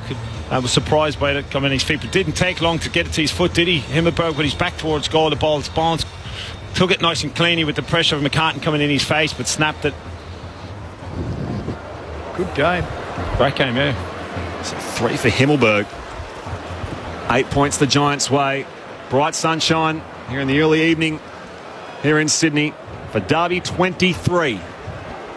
Riccardi back in the ruck for the Giants, opposed to Tom Hickey. Second year at his 4th AFL club. Florent, another clean clearance. Gets away from the outstretched hopper. Inside 50. Hayward leads up. Can't finish off the mark. Heaney bobbles a hand pass clear here. Whitfield dumping the tackle as well. Socket clear for the Giants, only as far as Florent. Hurried ball back inside 50. Leading up again, McLean. Now Hayward through traffic. Just dribbles it towards goal and it's through. Will Hayward again responds for the Sydney Swans. 7-3-45 plays 7-1-43. It's end-to-end stuff at Stadium Australia. 12.5 played second term here on Grandstand AFL. Neil Cordy and Ty Cannelli. Gee, they're getting contributions from everybody there in the Swans forward line. We've seen Batty just break through for his first goal, but Will Hayward's really at that point in his career now, around 100 games, where he should be going to another level. He's played a lot of footy, Will, but both sets of forwards are looking very dangerous for mine when the ball gets in either forward line. You know, it's the defensive both sets of teams that are looking under pressure. But nice composure under pressure from Will just to get the ball to his foot and scrub one through. Yep. All of the Swans forwards now just about have kicked goals. It's a shootout at Stadium Australia. 7-3-45 the Giants, 7-1-43 the Swans. Riccardi in the ruck now for GWS. Hickey's able to gather it right inside the centre circles. He's wrapped up though, so we'll have another ball up right next to where the bounce was taken. The crowd's definitely built since the opening bounce. I think there's a good maybe 20,000. And they came to life after Buddy kicked his first. Here's Whitfield off half-back towards attacking 50. Bounces free of De Boer. Doing the job on Nick Blakey. He's kept him quiet so far and he muscles him over the boundary line. So we'll have a ball in on the juncture of where the 50 meets the boundary line. Left half forward for GWS. Been a great pickup, Matt De Boer, for the Giants, for a player who looked like he was at the crossroads when he came across, and he's almost played another 100 games. He's the oldest Giant out there, Matt De Boer, the former Docker. Hurried away here by Hickey from the clearance. At the drop, Whitfield for GWS. Now to Davis. It's a hot footy now. He just tumbles it towards the junction of 50. The umpire says that will be throw it back in. Oh, the theatrics were there. The crowd was building, baying for it. Do you think they sensed it, the umpires? He was going for a hammer and he just missed it. Yeah. So we'll throw it back in. 55 around from the Giants' goal. A little touch finder that time from Phil Davis. This ground usually does host rugby league and rugby union. Well, there's plenty of soccer. Away from the stoppage. Back in the middle of the ground. And Keith goes up. Can't finish off the mark. Iden tries to tunnel it away. And in there underneath all of that is Sheldrick. And we will ball it up again. Right in the centre circles. In the middle of Stadium Australia. The Giants 7-3. The Swans 7-1. It's a 2-point ball game midway through this second term. And it's been riveting so far. Riccardi and Hickey. Hickey wins it clearly as you'd expect in that battle. But Riccardi's able to shark it. And Hopper now squeezes it inside attack. It's Himmelberg leading the way. On a rare occasion, he can't collect. And Blakey is able to relieve pressure for Sydney. Handball to McCartan. Darts around an opponent and he's turned it over. Straight to Bobby Hill. Paddy McCartan, it's a wonderful story. Thought he had a teammate free. Didn't see Bobby Hill. And he's chimed in. He'll kick from directly in front, 30 metres out, looking for his second. There's the right option, but just not executed right. Obviously, Bobby Hill is aware of it, and as a small forward, it's always very dangerous to try and intercept these marks from the big key forwards. But it looked like Himmelberg was actually going to kick the goal himself, and he's looking very dangerous forward of the ball, isn't he? Himmelberg, that is. Bobby having a big impact in this one so far. And just eases that one through for his second. Another one for the Giants. They are 8-3-51. Sydney 7-1-43. And Bobby Hill, one of the smallest men out there, is standing tall. Well, Paddy McCartan won't enjoy that one in his first game for a long time, and I saw Steve Cornelio get down there and give him a little bit of negative reinforcement. Oh, might have been positive feedback. Welcome back into the game of AFL. I hope you have a good game. I'm sure it wasn't anything like that. Yeah, but also it's good to see these Swans teammates get around him, Rampy and his fellow backman, and Tom, his brother, saying, "Chin up, son. Get your mind on the next contest." And speaking of contests, this is a beauty. It's good to see Bobby Hill inside the centre bounce. I love seeing forwards that are hot and on. You get in, get a crack, get in around the ball, centre bounce. When you're on, you're on. McLean in the ruck against Riccardi. Down towards Tom Green now for the Giants. She has it out towards Ward, just bumps it clear towards the flank, and Blakey floats across to take the intercept. Left half back here for the Sydney Swans. Standing the mark was Brandon, just wondering what was going on, and in the meantime Blakey plays on around him. Finds Stevens just behind the wing, up the line now. Cupping a shove down there was Logan McDonald. Been quiet this afternoon so far. Now he competes with Iden. Goulden, who also debuted in round one last year, like McDonald. Here's Campbell, a third of those as well. Pumps it back inside forward 50, 2-on-2. Davis the spoil from the side. Ball out in space towards the painted 50. Gathered here by Rampy. Shares it out to Florent. Now it's come all the way back to Cunningham, just forward of the wing. Through traffic, good vision for Rampy. He can kick up inside 50. Rowbottom on the second bite can claim the mark. Rowbottom is still 52 from goal, and again, for the more diminutive sort of player, this will test his distance. Franklin pocket. Rowbottom has the Franklin lead towards the right forward pocket and finds him. Well set up, sorry Spriggy. No, but his first goal came from the other side of the ground. Here he is, the opposite pocket. A conventional preferred side for a left footer, as you say, Cordy. He doesn't really he doesn't mind either way, Lance Franklin, but here he is for potentially goal number 2, but he's got the toughest angle he has to cross the boundary line to kick. I think he'll go inboard a little and swing it around. Just waiting. Nobody guarding there that if he did decide to run around from the Giants. No, it hasn't gone beyond 15 points so far. He balks his way around Bobby Hill. Fires on goal. It's high across the face and thumped through by Lockie Keefe. So a rush behind. Minor score for Sydney, 7-2-44, trailing GWS, who are 8-3-51, 18 and a half played second quarter. A little disappointing, that result, because he gave himself a good 20 metres in from the boundary to set that shot up. There's an electric hush every time Buddy has a shot. It's absolutely fantastic. You can feel the sense of a massive occasion. There's a big collision there. It was Brander and a Sydney Swan. Stevens. It's Paddy McCartan, and we hope he's okay. He's back on his feet. That's good news. We know about his record with concussions, Paddy McCartan, but he seems unaffected. That's relieving. He goes inboard and he finds Mills. Mills will play on now and send the Swans back deep into attack. It's a high ball. Goulden's there, going back with courage and marking it, as he always does with courage, is Luke Parker. That's a skipper's grab. He'll kick from 35 metres out directly in front. Yeah, if you ever want someone to stand underneath a football, he's your man, and he's very strong in the air as well, Luke. The ball was behind him. He had to reach back, and he did. And he makes the most of the opportunity.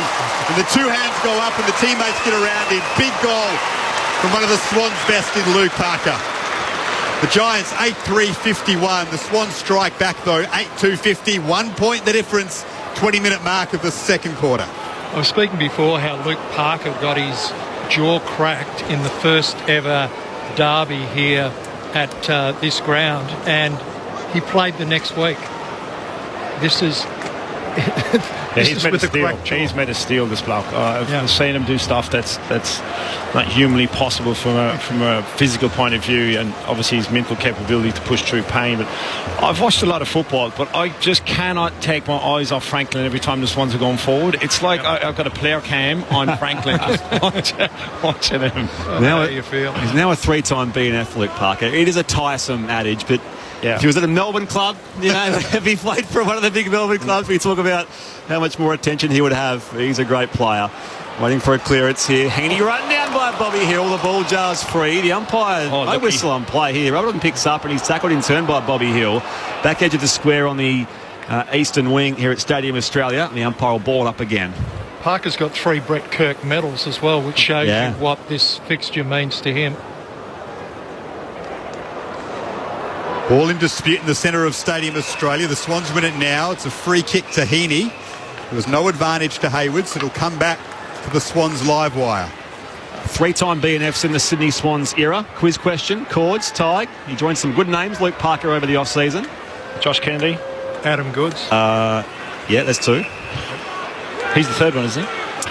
I think Jared Healy in the post-South Melbourne era is also on that list. The Swans chipping it around. Hayward to Blakey, who plays on now and gets it back from Heaney. Nick Blakey, and heads it towards Buddy territory. He's at the back, Franklin. It's off hands. Davis to Whitfield. Now Perryman, he's going to turn it over here. It bounced over the head of Mills, though. Fortunate for the Giants. That was class from Bobby Hill to just knock it down to a teammate.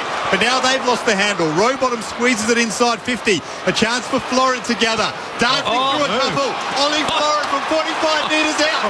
What a goal that is! Brilliant from Ollie Florent. That's his second. He made mincemeat of the Giants defenders and he's put the Swans in front. Oh, we talk about Harry Hilberg's fleet of foot, but baking and shaking Oliver Florent, and he's renowned for having quick feet, but his composure was fantastic, wasn't it, Gordon? It was, and he's another one of those players like Hayward around the 100-game mark who's ready. It generally is a development of most players. You see another lift around that era, and what we've seen today, that's his second goal. That's absolutely first class. The one where in the first quarter where he got that centre clearance. And he's looked busy, Cords. You know, his big room for improvement was his tank and his endurance. You always knew he had this ability by foot, and his composure with the ball, as you saw there, was almost Penderbury-like, just evading and composure with ball. Now he looks really fit. Looks like he's ready to take the competition well. Hickey palms it down to Rowbottom. Chance for the Giants to gather. Ward tries to break free of a tackle. And now they can swoop. It's McInerney. Looks for the leader. Franklin. No, he's dropped it. Hit the chest of Buddy and bounced free, and Davis can collect. And Buddy, maybe with a bit of frustration, pushes Davis in the back. He had space on Davis there. You'd expect him to gobble that one up. 5 lead changes, by the way, in this game so far. We're not yet at half-time. Downfield, Josh Kennedy just put Bobby Hill on his backside. Swans by 5 points, and with that free kick being relayed downfield, it will be Bobby Hill from the logo broadcast side. We'll get to Sophie Clapham downstairs shortly just for a general look at things as far as conditions, and I don't think there's any real drama to speak of for both sides so far, other than the natural drama of the contest, just seesawing back and forth. O'Halloran has it just forward of the wing. Call to play on, launches it up inside forward 50. Needs a jumper. Tom Green from the back. Just plucks it. From the pack of players, 15 out from the Giants' goal. And a chance for GWS to respond. That was Pat Cripps like. Yeah. It was just the strong body, the ability to go forward, take a contested mark and kick a goal. And he can kick a goal from range as well, as we saw in the first quarter. Wow. Been a couple of minutes since he's touched the pill, so he's due. But if you're saying he can't do. He kicked the goal to put the Giants ahead in the first term. We get the same result here for goal number 2, Tom Green. And the lead changes hands again in the shadows of half-time. Giants 9-3-57. The Swans 9-2-56. We've played 26 minutes in this second term here on ABC Sport. This is Grandstand AFL. You go. Yeah, I'm just. We've seen his development, and we've heard the talk around him from people at the Giants, and now we're seeing on display just why they're so excited about this player. Well, any midfielder can go forward and take a mark like that is invaluable to your team. But with great play from the Giants forwards, they've all come back in together and huddle and create a bit of confusion with the Giants defenders, which allowed Green to get a mismatch with Harry Cunningham, which we're looking down on at the matchup, and it's Harry's playing on him as a high forward, because that's what you'll do. Most half backs will play on a midfielder, but a midfielder that's at his height, very dangerous. Just quickly, Soph, quiet Arvo so far injury wise? Yeah, nothing to report, guys, which is great news. Plus beautiful conditions. We had some pretty dark clouds rolling over and then a sprinkle of rain, but they've cleared and I'm seeing blue skies. Parker goes inside 50. Goulden's got space, gets onto his left and uncharacteristically misses. So good in that sort of situation. Errol Goulden had space, got onto his preferred left foot, but just put it on the near side. So Scores all tied up as we get close to half-time at Stadium Australia. 9-3, 57 apiece. Whitfield buys some space in the right back pocket. Plays on from the kick-out. Drives it long up the outer side. Hickey and Flynn tangled up at the drop. Great work from Campbell. Parker the hand pass back to Kennedy. What champions they've been. Florent marks front edge of the square. Plays on by hand now. Blakey running by. Goes inside forward 50 and finds the chest of Hayward. Will Hayward's 40 metres out. Slightly right of centre. Gee, this is a good game. 9 goals apiece and the second quarter isn't over. And the flow, the ball movement's just been spectacular to watch. For a 7th lead change in a half of footy. Will Hayward, he had 18 disposals and 3 goals in the derby last year. It was probably his best game of the year on that occasion. Every kick, every opportunity is so important. Off a couple of steps from 48, it's got the distance but not the accuracy. Minus score. The Swans are in front, but only by a point. 27.5 played second turn. I like the Tom Green, Harry Cunningham match up if I'm a Giant. Just got to get it up there. They've done well the last couple. The Swans are keeping the ball in their front half. The Giants look to use it here. It's an enthralling derby as Lockie Whitfield takes it out of the square and sends it towards the wing. Hickey's there. Flynn did well with strength to palm it down. McCartan thinking about the push in the back, but he's not going to get one. Everyone sort of just stopped there for a moment, waiting for the umpire to make the decision. In the end, he says, I'll throw it up. Here's Mills. He's got 3 Giants around him, but with strength. Squeezes it to half forward. GWS can gather though. Taranto to Ward. He can't collect. Mills out of fresh air. Wicks, handball forward to Florent. Gathered it above his head like an NBA basketballer in transition. But he was pushed over the boundary line and will have a ball in just outside attacking 50 left half forward for Sydney, who lead by a point late in the second quarter. Umpire heaves it back in. Again, Hickey and Flynn go at it. The bounce, Hickey takes it, wrapped up immediately, and again the umpire will ball it up. On the flank. The Swans attacking towards the southern end. In their second quarter of footy. Who can strike next before half-time? Hand pass, Taylor, Taranto. They work it across the half-back line here, the GWS Giants. A high ball now towards the wing. Pitching on the logo, bouncing away here with a hand pass to McInerney. That was great work from Rampy. Gets it back for McInerney. Kick inboard now at the bootlaces of Rowbottom. Gathers, untidy kick himself now. Mills with the outside of the boot, tries to nurse it to Heaney. On the half volley again, gathered by Taylor. It's going to bounce here across the defensive line for Ward. Now Perryman, Taranto. Can he exit the danger area? He does. A nice kick to Whitfield, who marks just behind the centre circles. They love the ball in his hands, Lockie Whitfield. It's a lateral kick, though, to Isaac coming off half-back. He's on the wing.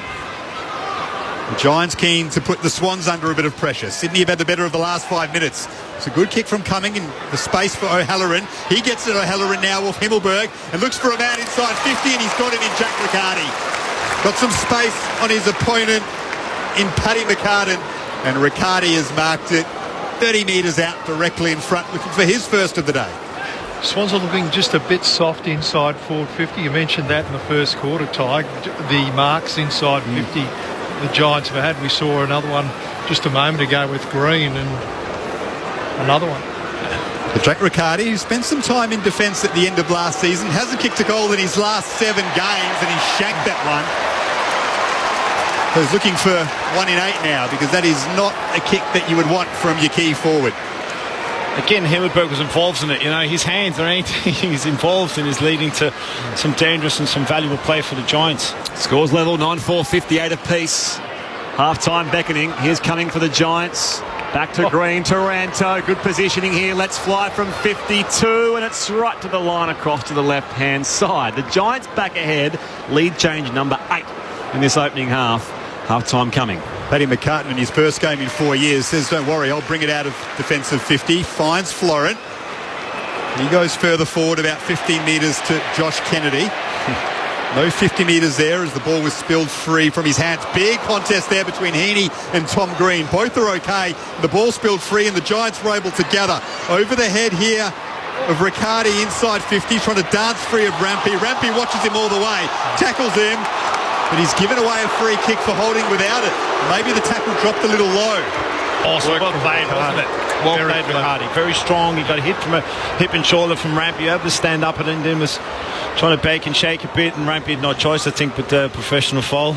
So Riccardi, who's just missed one from directly in front, is on a very tight angle now, just outside 50. Won't have the distance. It goes to the top of the square. Flynn is there. Can't mark Taranto. Volleys it in midair. Big goal from the Giants star from inside the goal square. And GWS move forward to 10-5-65. The Swans 9-4-58. That was a cracking volley from Tim Taranto. The Socceroos could use that against Japan on this ground on Thursday, that's for sure. For sure, Garvey. No question about that. But again, they look dangerous in the air, the Giants going forward. There was 3 key defenders there from the Swans, 2 defenders, and a ruckman in Hickey, and they're just looking very vulnerable under the high ball, the Swans. And Flynn almost looked like he'd marked it, but great composure, just a quick thought to get your foot to that, and a volley from Taranto, who's also coming into the game, getting his hands on the ball, and he's playing a bit of that high half forward role when he's coming up into the stoppages, creating a bit of chaos, but getting back into Crumman. That's what you need to do as a forward, or if you are resting forward as a midfielder, get to the feet of the big men, and the big man just got to get it to ground, and that's what Flynn done on that occasion. It's a long quarter, plenty of action. Giants by 7 points. From the restart, it was a wonky bounce, recalled here by umpire Paul Rebishini. A reminder, of course, listeners through South Australia heading off to election coverage shortly, state election coverage. If you'd like to hear the upcoming second half of this game, as well as Port Adelaide and Brisbane at the Gabba later on, ABC Sport Digital via the AFL app is where you'll find that. Ward here tries to slip the Mills tackle. Just got some kind of hand pass away. Flynn off to Whitfield, bursting by. Kicks for distance up inside forward 50 towards a 2-on-2. Paddy McCartan with a spoil. At the back there, Brander reaching for it. It goes over for a behind. So the Giants with another score here, which extends their lead to just 8 points. 10-6 plays 9-4. 33 minutes now played in this second term. Swans veteran Josh Kennedy brings it out of the goal square, finds Tom McCartan. That's a precise kick to Goulden, but he couldn't collect it cleanly, Errol Goulden, and now Whitfield can swoop. He's got a man over the back, and he's hit him. It's Brander. The mark wasn't taken, though. In fact, it is paid. He had control of the ball. Such a precise kick from Whitfield on his left. Brander was in space, but he was deep in attack, and he found him, and Brander held the mark. It was over really this half. Yep, and the Swans they were the best team in the AFL, number 1 in ball in hand, and they've been found out a little bit today. I think maybe Jake Lloyd's heard of a small bit using that ball in the back half, where they're very efficient coming out of the back half. He's not here today. So Jared Brander, the former Eagle, looking for the first goal in his new colours. He's missed another one. Can you believe that? That is 15 metres out, almost directly in front. And it's a shank similar to the one that Riccardi had a moment ago, and Brander's still looking for his first. Leon Cameron's not happy. Just no momentum in his kick. There's no conviction whatsoever in his routine, and he's played forward a lot, so very disappointing for a young man trying to make an impact in his second club. Giants by 9 points. Dying stages in the opening half. High kick up towards the wing. Iden goes up for the Giants, just rolls off his knuckles and finds the boundary line. He's got to keep going, Brand, in that situation. You want some leader around him to go, mate. You're getting the opportunities. Keep going. It'll calm you. If you have 10 shots, a lot of averages say you're going to get 1 of them or 2 of them. Umpire tosses it back in. Hickey and Flynn out in space. Stevens here for the Swans. Turns a kick back up the line, right on the siren of half-time. So, as I said, 8 lead changes in this derby so far. The Giants lead by 9 points. 10-7-67 plays 9-4-58. The goal kickers so far, firstly for GWS, 3 straight for Himmelberg, 2 each for Tom Green, Bobby Hill and Daniel Lloyd, 1 for Tim Taranto. It was a nice goal at that. Meanwhile, for the Swans, Florent and McLean each have 2. 1 for Lance Franklin. He's still 4 shy of 1,000. 1 for Errol Goulden, 1 for Will Hayward. Singles also for Heaney and Parker. SA listeners, heading off the state election coverage with Aaron Bryant. You'll hear him first. If you'd like to hear the upcoming second half of this game, as well as Brisbane and Port Adelaide later on at the Gabba, you'll be able to hear that on ABC Sport Digital and, of course, via the AFL app. Farewell. Everyone else, half-time here at Stadium Australia. You're with Brett Sprigg alongside Daniel Garb calling the action, and our experts are Ty Keneally and Neil Cordy. Well, it was supposed to be the Buddy Franklin show, Tig, but it hasn't quite eventuated just yet. He was touch. He went without a touch in the first quarter, but The second, he was getting around and causing Phil Davis some headaches. He got that one chance from a free kick and slotted home. Could easily have had another one or two, but the biggest story is, in my mind, the quality of the football. You saw both these teams meet in an elimination final last year, and on what we've seen, I think they're probably both heading toward, I mean, it's very early stages, but I think they're probably both heading towards September action again. And it's been a feature for mine, the three days of football, 4 days we've had, Wednesday, Thursday, Friday. On the fourth day I've lost a couple of days of St. Patrick's Day. But it's been a real feature of the quality of football that we've got from round one. Normally it's been a bit of a deterioration at the back end of the quarters from the fatigue, but it's a credit to the majority of the fitness gurus in the competition that the players are well equipped now, and the quality of football that we're getting has been elite. And they're only playing 2 practice matches. Yeah, I think that's a good result. Yeah, that's right, and that's probably all you need. Often some players will say they'll only need one, but the momentum swings in the game in the first half has been for mine. It's been the fact that the game, the lead change has been happening, but whoever's taking advantage of the momentum really is what's the story of the game, and generally that'll happen in football. Obviously, if you can take hold of your opportunities going forward. Both sets of defence have looked shaky for mine, and overall have reviewed the first half from both sets of teams.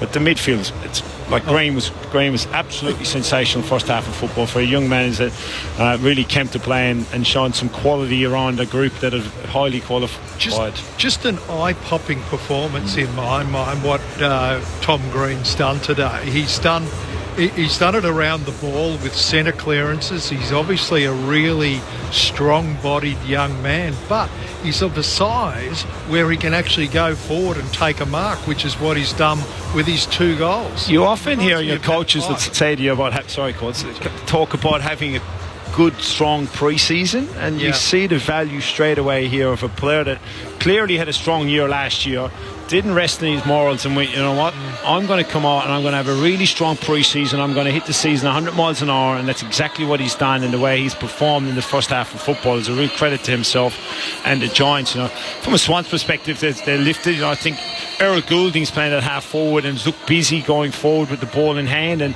has looked dangerous. Mills has looked dangerous also a couple of times inside, but the game has been very enjoyable to watch. It's had the contest, it's had some crisp ball movement, and it's obviously had the drama of watching Buddy Franklin. Exactly, and another one is Ollie Florent, who's been playing on the wing now for a few seasons and shown his ability to get forward and kick a couple of goals. Both the goals that he kicked were right from the top shelf. The first one was a centre clearance where he walked it out, a la Melbourne in the grand final last year, and kicked from half forward. And the other one was some really fancy shake and bake footwork in the pocket, and then straightening up and finishing off his good work. He's showing real quality. Yeah, he's always had the quality, like I said, during the call, with his composure and his decision making with the ball in the hand. It's just he wasn't getting quite enough of the ball, and that was really back to an endurance, his ability to play the games out, or play quarters out and spend longer time on the ground. And it does take a few years. You get your ability to build up a couple of pre-seasons, build 4 or 5 pre-seasons in your belt, and your body starts adapting, going, right, I can push myself further and further. It's exactly where Oliver Florent is resting right now, and where he is, and he looks a lot leaner.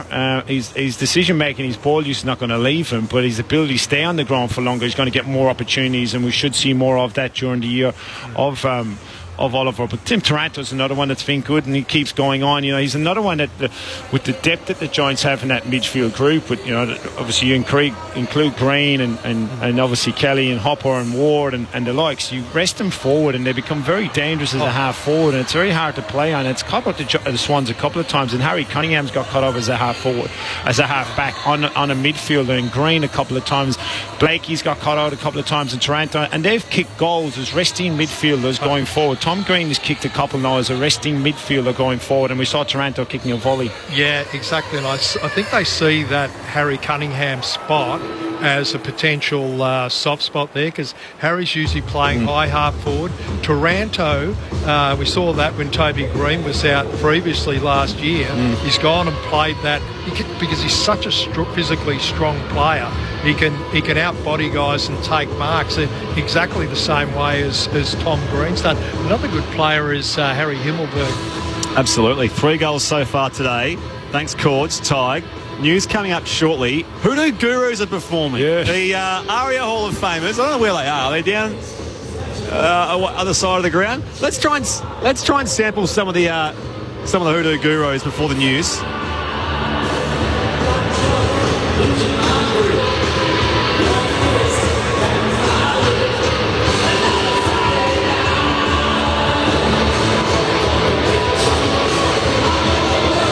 They're playing in front of it's not the big scoreboard, but the other scoreboard at the northern end. And the fans are also got their backs turned to the oval so they can look at the Hoodoo Gurus, of course, led by Dave Faulkner, belting out some of their old hits, which is always nice to see. Second half coming up here. The Giants lead the Swans by 9 points.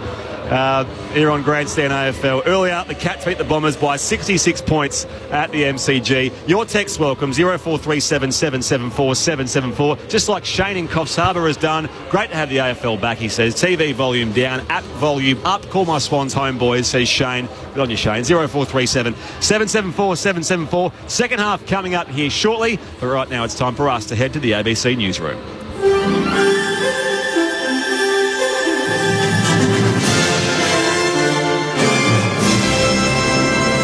ABC News with Satyam Weinstein. Ukraine's President Volodymyr Zelensky says the time has come for a meeting to end the war with Russia. He's also calling on the West to tighten economic sanctions on Moscow. With the Russian invasion now well into its 4th week, Mr. Zelensky is calling for comprehensive peace talks. Peace negotiations for Ukraine, meaningful, fair, and without delay, are the only chance for Russia to reduce the damage from its own mistakes. I want everyone to hear me now, especially in Moscow. It's time to meet.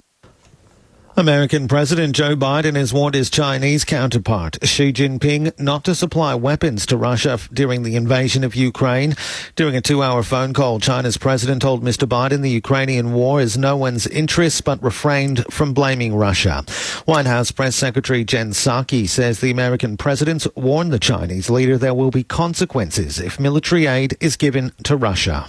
The vast majority of the nearly 2 hours was spent with the president outlining the views of the United States and our allies and partners on this crisis. He also conveyed and described the implications and consequences if China provides material support to Russia. Candidates in key marginal seats say they're feeling the pressure as voting in the South Australian state election continues. The key seats of Newland, King, Adelaide and Elder are all held by margins of 2% or less and will feature in the outcome of a tight electoral race. Labor candidate for Elder, Nadia Clancy, says things are very close in the electorate. Obviously, it is a big responsibility being the candidate in a marginal seat that might lead to Labor forming government if I win and us missing out if I don't. But I know that I've done everything I possibly can for my community. Nearly 1 million people are voting in presidential elections in East Timor today amid a protracted political crisis and economic uncertainty. Incumbent Francisco Guterres, a former guerrilla leader, is running against 15 other candidates, including the former president, Jose Ramos Horta, and 4 women. The winner is scheduled to take the oath of office tomorrow, marking the 20th anniversary of East Timor's independence from Indonesia. Queensland's Deputy Premier Stephen Miles says the state government's chasing agreement from the federal government on a 50-50 cost split for a $771 million flood relief package.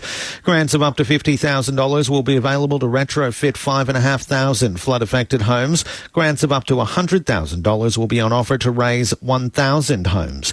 And under the plan, $350 million will be used to buy back around 500 houses. Mr. Miles says the Queensland Premier has written to the Prime Minister seeking joint funding for the package. Certainly hope that agreement will come quickly so that we can provide details out to residents very quickly. At the same time, the Premier has also asked the Prime Minister to match the hardship assistance payments that are now provided in all New South Wales local government areas but are not currently available in Queensland. 12 people have died in New South Wales from COVID-19 as the state recorded close to 20,000 cases again today. 19,060 new infections were recorded in the latest reporting period. It comes after new case numbers in the state topped 20,000 for 3 days in a row. There are 1,090 people in hospital with coronavirus. 29 people are in intensive care. 4 people who tested positive for COVID-19 have died in Western Australia, the highest daily death toll since the start of the pandemic. The rise in deaths comes as WA recorded 5,838 new infections. 147 cases are in hospital, 4 people are in ICU. And Tasmania's broken yesterday's record for the highest number of active COVID cases since the start of the pandemic. There are now 9,951 active cases in the state, with 1,479 new infections in the latest reporting period. The state has 24 people in hospital with COVID-19. Police searching for a man who jumped into the Tweed River in northern New South Wales have recovered a body. The 30-year-old was on a houseboat with friends and family when he jumped overboard in the early hours of this morning. Police are looking into an argument on the boat and are yet to rule out foul play. Authorities understand the majority of the vessel's occupants are from Ipswich and Brisbane's western suburbs. Some are close friends and immediate family members. With the body yet to be formally identified, it is believed to be that of the missing man. A report will be prepared for the coroner. You're up to date with the very latest from ABC News. To watch the latest stories from ABC News and clips from our current affairs shows online, it's time to go direct to the source. Australia's most reliable news can be found on ABC Radio, the ABC News app and the ABC News website. Download the free app now and stay across local breaking stories, updates and analysis from Australia's most trusted news. What matters to you matters to us, and it's all on the ABC News app and news.abc.net.au. The 2022 AFL Premiership season. Grandstand AFL on ABC Radio and ABC Sport Digital. Still alive here in the pocket. Giants with numbers in defence, and Field is tackled by Gould, holding the ball. On the club rising star last year, opens up the angle around the corner, and the Swans do have the first of the second term. Franklin on the approach here for goal number 996. Tough angle, but he makes light work of it. There's one for Butt. 4 to go. Centre half forward, and he finds Josh Kelly in space. The smooth mover Josh Kelly. He's got a teammate free inside 50. It bounced off his chest though. Himmelberg on the snap, and he's got his third. Whitfield dumping the tackle as well. Soccer clear for the Giants, only as far as Florent. Hurried ball back inside 50, leading up again McLean. Now Hayward through traffic, just dribbles it towards goal, and it's through. Rowbottom squeezes it inside 50. A chance for Florent to gather. Dancing through a couple. Ollie Florent from 45 metres out. What a goal that is! He made mincemeat of the Giants defenders, and he's put the Swans in front. He kicked the goal to put the Giants ahead in the first term. We get the same result here for goal number 2, Tom Green. And the lead changes hands again. So Riccardi, who's just missed one from directly in front, is on a very tight angle now, just outside 50. Won't have the distance. It goes to the top of the square. Flinney's there. Can't mark Lorenzo. Volleys it in midair. Big goal from the Giant star. This is the 2022 AFL Premiership season. On ABC Radio and ABC Sport Digital. An exhilarating first half of Sydney Derby 23 here at Stadium Australia, where GWS leads the Sydney Swans 10-7-67 to 9-4-58. 9 points at the major break. You're with Brett Sprigg, Daniel Garb, Ty Kennelly, Neil Cordy, Sophie Clappen for the second of 3 big games today on Grandstand AFL. Earlier at the MCG, Geelong 20-18-138 beat Essendon 11-6-72. Tom Hawkins kicked 4 goals too. Tyson Stengel kicked 4-3. Nick Martin 5 goals straight, the young lad from Subi for Essendon. Zach Merritt had 39 touches. There is some concern though for Jeremy Cameron. While we're speaking about Giants or former Giants, that he's off to hospital for scans. The club initially said it was a hip point injury, but there's a suspicion the ribs might also be involved. He was struggling to breathe as he came from the field at the MCG. So it could be an injury to Jeremy Cameron of some significance, but that's what happened earlier at the MCG. Coming up later on, Brisbane Lions and Port Adelaide at the Gabba, and Quentin Hull and the team will bring you that. We'll preview that at three-quarter time of this game. Other football codes in the National Rugby League. Half-time, the Sharks 8 lead the Parramatta Eels 6. Earlier, the Titans beat the Warriors 20 points to 18 at Robina. In the first game there today, the first game of the doubleheader, the NRLW, massive upset. The Gold Coast Titans beat the Brisbane Broncos, the seemingly invincible Brisbane Broncos in the NRLW. That was 28-26, a high-scoring affair there. In the A-League men, Central Coast Mariners 3 leading MacArthur FC 3-1 after 80 minutes there. A-League Women's preliminary final is tomorrow. And by the way, in the cricket, the Women's World Cup, Australia trying to continue their unbeaten run there. In their match against India at Eden Park in Auckland, chasing 277. They are in control, the Aussies, 2 for 224 after 40 overs, with Meg Lanning on 73 and Elise Perry on 27. So that brings you across what's happening around the place.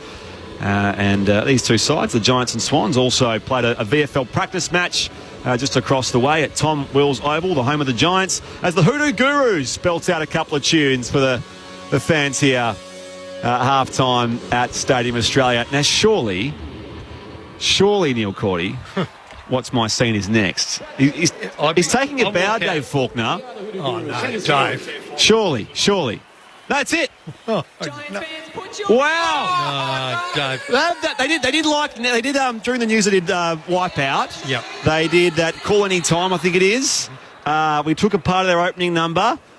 Know What's My Scene. Yep. From a Hoodoo Guru's set of 3 or 4 songs is disappointing. I'd walk out if I wasn't so. I was going to say the real action is what's happening on the field. The Giants lead by 9 points. 8 lead changes in the opening half. Tyke and Elliott, Neil Cordy. I mean, this game's had everything so far. Everything bar the 4 goals Lance Franklin requires to get his 1,000. In reflecting on that milestone or the impending milestone as far as the names he joins or will join: Lockett, Coventry, Dunstall, Wade, Gary Ablett Sr. I know you've looked at a few of these things through the week, Neil Cordy, as part of your work with the Code website. But it's some of the names that aren't there, which makes that achievement all the more special. So the likes of Matthew Lloyd, Stephen Kernahan, Matthew Pavlich. Matt Pavlich. Well, among his contemporaries, I mean, Josh Kennedy and Jack Revolt would be similar as far as games played. They're nowhere near him. They're in about the 700s. It would be an extraordinary achievement. Oh, it is. These are the ones that are most comparable of his contemporaries. Jack Riewoldt, who's played over 300 games, Tom Hawkins, who's very close to 300, and Josh Kennedy from West Coast. Those 3 have all kicked under 700 goals. Sorry, Riewoldt's kicked just over 700 goals. And Buddy is 300 goals in front of those players. Now, all those 3 players that I've mentioned, they'll be automatics into the AFL Hall of Fame. And that is after they're 3 years retired. I think Buddy needs to be in all these discussions about GOATs, which is one of our favourite pastimes. But Buddy has to be in that discussion. He is so far ahead of, and it's not just about the numbers, it's about what you see. Jason Dunstall, I spoke to him during the week talking about Buddy and what he does, and Jason's one of those 5. And he said the thing about Buddy, what Buddy does is completely different to what most of the others bigs have done. They take marks, go back, this is what Plugger did, and kick a goal. It's what Buddy does once he's got the ball in hand that makes him so different. You think about his great goals, they're all doing something incredible. He's nearly 200 centimetres. This guy can move like a bloke that's 190, and he's still moving the way he's moving. But I'll set it off air. He's a genuine competitor and has got a ruthlessness, a streak to him that's what's made him, the star that he is. And let's hope he can kick 4 more tonight. Tom Green has 19 touches to the half. Perryman has 14. Meanwhile, for the Swans, Mills leads their count with 12. Second half underway. Daniel Garb on Grandstand AFL. Giants lead by 9 points. The bounce favours Flynn. It favours him too much. So the umpire Paul Ribashini says, please give it back to me, fellas. I'll throw this one up. And now we're away in the second half. And Tom Green, who's dominating this contest, breaks free for the handball. Hopper got one in the back against Callum Mills. And Flynn comes in and says to Callum Mills, you don't treat my teammate like that. Hopper back to his feet now. Swans behind the ball, trying to find a free target. Plays on now, Jacob Hopper. Goes to the right forward pocket. Taranto's in front. So's Bobby Hill. He kept his feet. Palmed it forward looking for Cumming. Heaney's there. Can't get connection on it. Callan Ward couldn't do the same. Harry Cunningham has the chance to release pressure for the Swans. He does so with a left foot snap up to the wing. It's Davis and Franklin. Davis just worked Franklin under the ball, and the Giants can regather through a kick to Ward, but Blakey's there, closes on the Giants veteran and hammers it over for a throw-in right half forward for GWS. Interesting that Mills hit on Hopper. It was late and high, and just looking at it again on the replay, it was pretty nasty. Back in it comes between wing and half forward. The Giants attacking end. Ward goes a fend on Rowbottom. Hand pass out to space. A free kick will come back here the way of the Swans. So Rowbottom's tackle is rewarded. I think he fend from Callum Ward with his elbow. Ah, there we go. Okay, I was wondering why there was no holding the ball signal, but either way, same result. Swans free kick. Florent receives that inboard from Rowbottom. Calls the play to him. Sends a high ball through the corridor. Up goes Flynn. Intercept mark taken for the Giants on the paint of defensive 50. Still a 9-point lead the Giants' way. No change to the score since half-time. 2 gone in the third term. Flynn finds Josh Kelly. And he kicks it towards half-back. And Callan Ward's taken a strong mark in front of Callum Mills. 31 years old, Callan Ward had a very good season last time out. And he's having a good afternoon so far. And not forgetting, he's only after coming off 12 months of having an ACL, at that age. Played every game last year. Yeah, it's incredible. It is, at that age, at 30 years of age, coming off an ACL, the play the way he's playing. Looks like not surprising, though, is it? Looks like when he's not on the ball, he'll go to half-back a bit for the Giants this season. That's where he is at the moment. Opposed to Callum Mills. He goes towards half forward. Riccardi worked his way to the front of the contest. Off hands. The ball snaps it inside 50. Bobby Hill has space. Collects. Met solidly, though, by Tom McCartan. Big tackle on Bobby Hill. It spills over for a boundary throw-in, and the Swans get around McCartan and say, we needed that one. Just on that, Garby, it's interesting, you look at Swans halfback and Josh Kennedy and Callum Ward, the other side for the Giants. If you said to ball players at 20 years of age, 22, 23 years of age, you're going to be playing the last couple of years at halfback, they'll be looking at you. Umpire toss it back in. Hickey just parries it down here for Mills. Bumped out of it, though. Florent dispossessed. It falls to Bobby Hill. Snaps on goal on the left, and it's hitting the post. The goal post for a minor score. So the first look that time for the Giants. They lead by 10 points. The margin hasn't gone beyond 15 either way in this game so far. 3.5 gone third term. Nick Blakey, the man they call the Lizard, plays on. Short to Mills. Mills next to Tom Green. That's an engrossing battle. Couple of hard nuts. Green dominating this contest, as we said a moment ago. Mills having a big game too. Finds Heaney at left half-back. Slow movement here from the Swans, who trail by 10 points start of the third quarter. Now Heaney goes towards Tom Hickey. Franklin's there as well. He palmed it down, kept his feet, Franklin. Knocked it to himself, did so a second time. Falls to Florent. He goes back to Heaney. Heaney's on the wing. He's got a man in space in the middle. That's Rowbottom. Rowbottom turns now. Franklin's out of the picture, but he has a teammate deep in attack. It's Parker at the back. Off hands. A chance for the Swans to get forward. It might fall the way of Parker. Tried to soccer it out of the air. Wicks is there. Cummings able to gather now. He smothers it. Sockers it. He sockers it through. He kept going, Luke Parker. Endeavour produces a goal. His second of the afternoon. They might review this one, though. Parker's off celebrating. In fact, we'll have a look at the video. I reckon he was going to tackle. It was in the tackle. Actually, balls popped out in the tackle. Dropped out of the tackle and it hit his foot. Yep, he's looking high-fived the crowd. He's gone through past the Swans cheer squad and slapped a bit of skin. Well done, Luke Parker. That was a beauty. Can kick a freakish goal, Luke, as we know. There's no arguing there. That is a clear goal. Yep. He's already run off the interchange. I'm done. So Parker will have his second, and the margin will be cut back to 4 points. He just kept going there over and over again, and eventually it fell his way, fell onto his boot, and he's got another. The Swans captain having a very handy afternoon too. If the Swans salute today and he gets, I'd imagine Luke Parker would be at the forefront again of the voting in the Brett Kirk medal. He would go to 4, which would put him ahead of Franklin and Kieran Jack. Are any of you guys voting? Did they ask you to do any votes for it?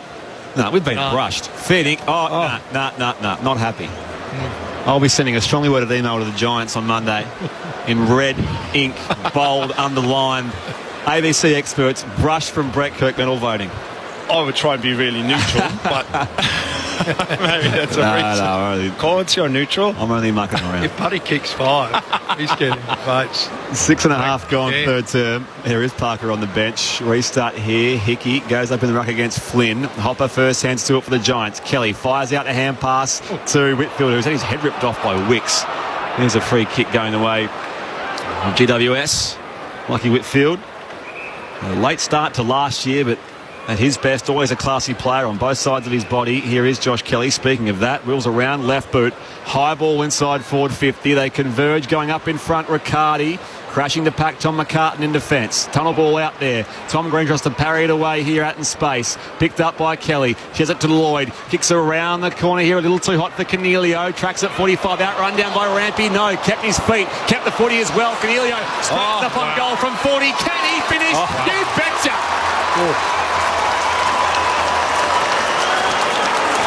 We might yet see a return to his best, Steve Cornelio. And the Giants kick back out to a 10-point lead.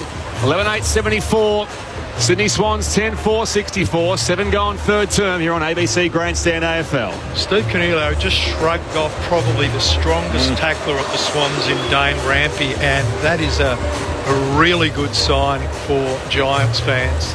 We've seen he's just been off his... Injuries have had him off his best for at least a couple of years now. We know he likes his soccer celebrations. I would have liked this little finger to the lips, the old quiet to the crowd, because he's had a lot of critics over the last couple of years, Stephen Cornelio. That was a big moment for him. It's huge, and it's great for his confidence, because what can happen when you get injured, and no matter how many games of football you've played, is your body starts letting you down, and then you start questioning your ability, and your confidence saps you, and that's exactly what's happened for his form's been poor, and he's had injuries last couple of years. Giants lead by 10 points. Swans winning out of the middle. Bottom to Heaney. Heaney on his left. He's got the lead of McDonald, and he's marked it 40 metres out directly in front. Been very quiet today, but the young Swans tall was out in a long lead there and held on to a chest mark. Yep, just efficient again coming out of the centre bounce from the Swans' perspective, and it's obviously it's even. I think it's more important today than ever. Centre bounce clearances. The fact that we saw that obviously in the grand final with Melbourne's ability, but coming out now with gives you ability to set the ground up and play some front half pressure if you are winning your centre bounce clearances, just like the Swans done. 3 games against the Lions on debut for Logan McDonald. Only 9 last season in 7 games, and he just pulled this one, trying to put a bit too much on it. Through for a behind. So Sydney 10-5-65, the Giants 11-8-74. See the Giants get around Steve Cornelio after that as well. Yeah. Such a difficult time if you're captain of the team and you're really struggling with injuries, but that was huge. Franklin's on the bench, by the way, for the Swans. You can't kick his 4 remaining goals from there. I mean, it wouldn't put it past him, but... No, he may be about to re-enter play, but meanwhile the ball's gone out on the outer side of the ground. As we move into the early evening twilight here in Sydney, 10-7 local time. 9 gone third term. Giants by 9 points over the Swans. The umpire chucks it back in. Hickey gets rid of Tom Green, who's doing the ruck work. Taranto clears here for the Giants. Out to Brander. Shakes the tackle of Cunningham. Hand pass off to Green. Turns, snaps up towards the paint of 50. Great courage here. Paddy McCartan back with a flight and takes it at right half back for Sydney. They're the ones that would be a challenge for Paddy, getting under the ball like that. Callum Ward was nice to him. So good to see the former number 1 draft pick back out there. He's endured more than most should have to in their sporting career over the last 4 years, but he's back playing AFL football alongside his brother in the key position posts in the Sydney defence. They're on the outer wing, the Swans, with Rowbottom. He goes towards half forward. McDonald's there over his head and off the hands of Davis. Cornelio inside defensive 50 for the Giants. Handball to Perryman on his left. Looks for a teammate. Rowbottom did well to win that for the Swans. And now Mills just edges it forward. Whitfield slaps it away from McLean. McLean's trying to gather. Iden's there with him. They work it back to Mills. And now McInerney in space. He tries to chisel one inside 50. And all he could find there was big Lockie Keefe. And his teammate was not too happy. That is McDonald. He gave him a bit of a look and said, "You've got to hit me from there, surely, Justin." Just trying to be too precise for mine. The Swans going forward a couple of times now, just almost being too cute with it. Just take the simple option, get it to the top of the square. As we saw, you can score from up there.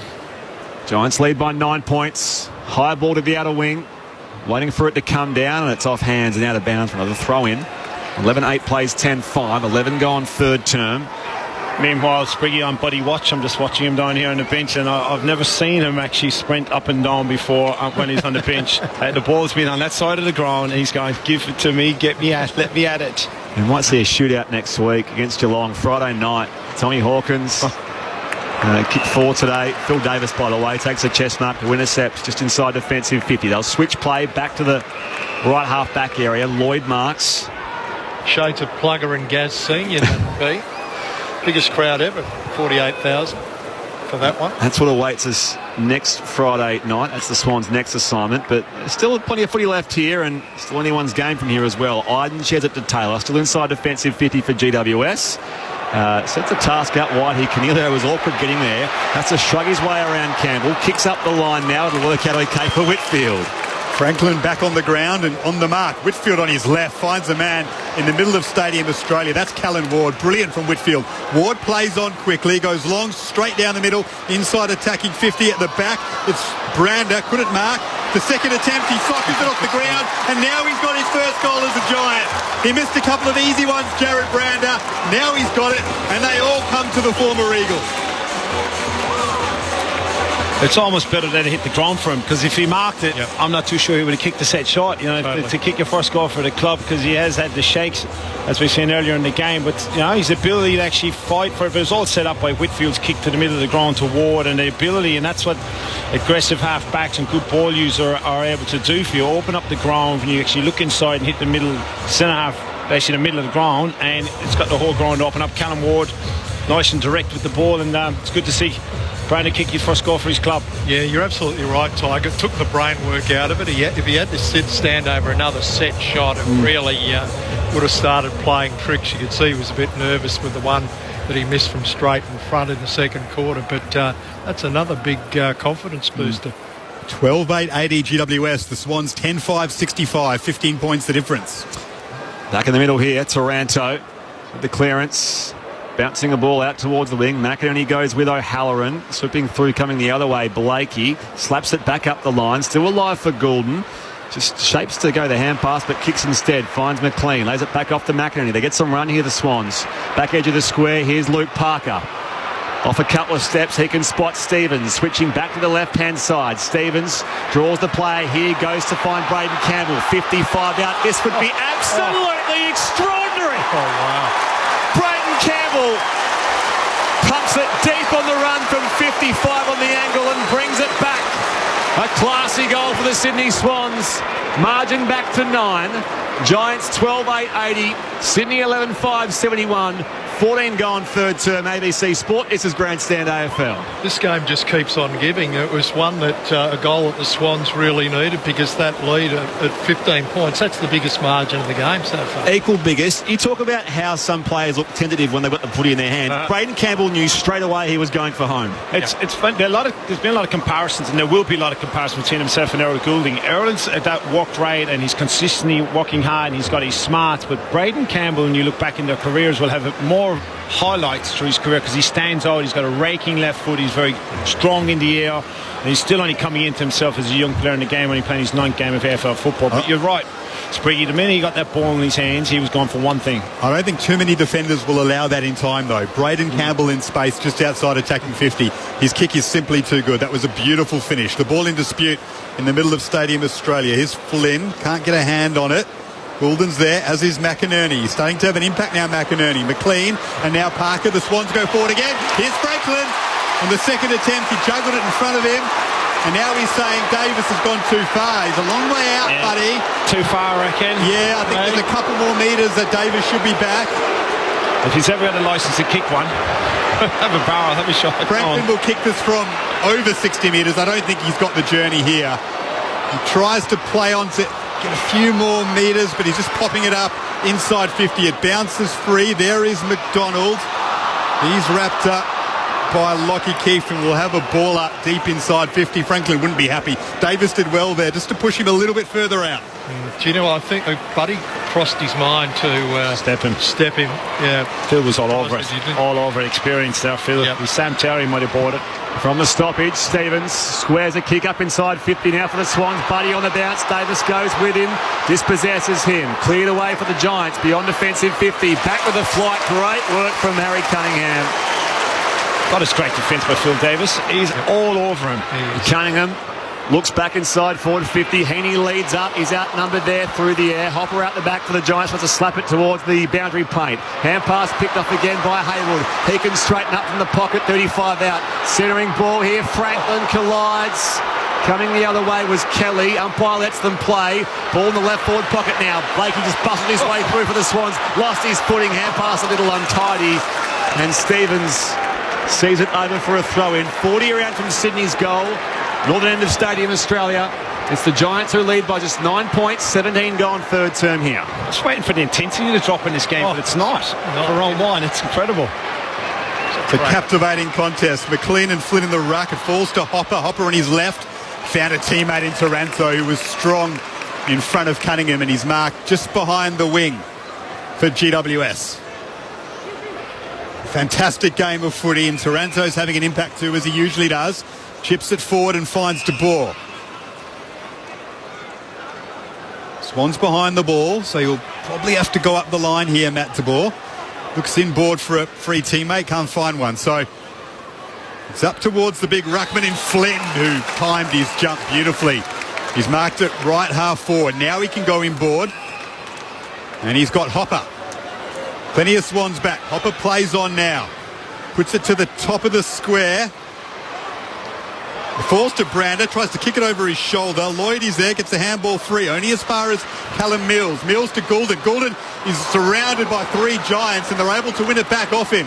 Here's a chance for Cumming. It's a precise kick. He's got Taranto in a lead, and he's marked in the pocket right half forward. For GWS, he'll kick from just inside 50. Lovely composure there from Isaac Cumming. They had the outnumber there on the wing, and he just lowered his eyes and found Taranto again in that position as a lead up full forward.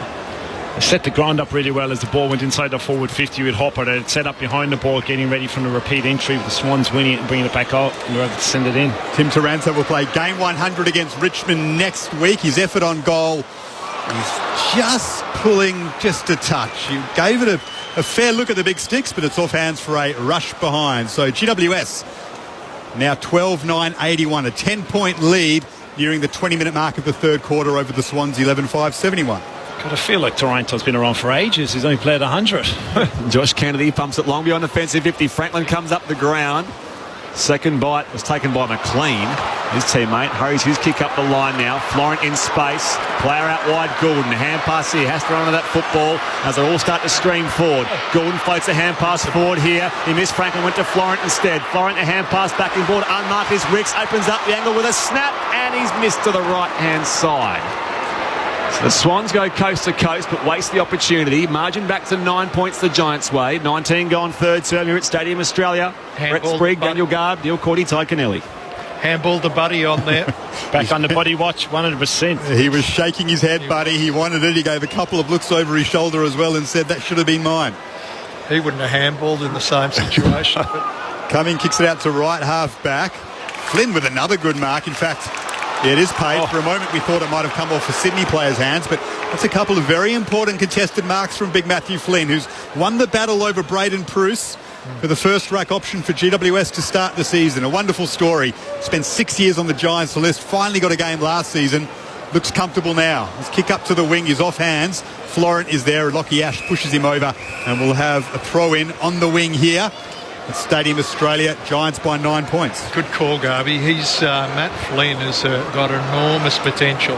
He's marking around the ground as we've seen today.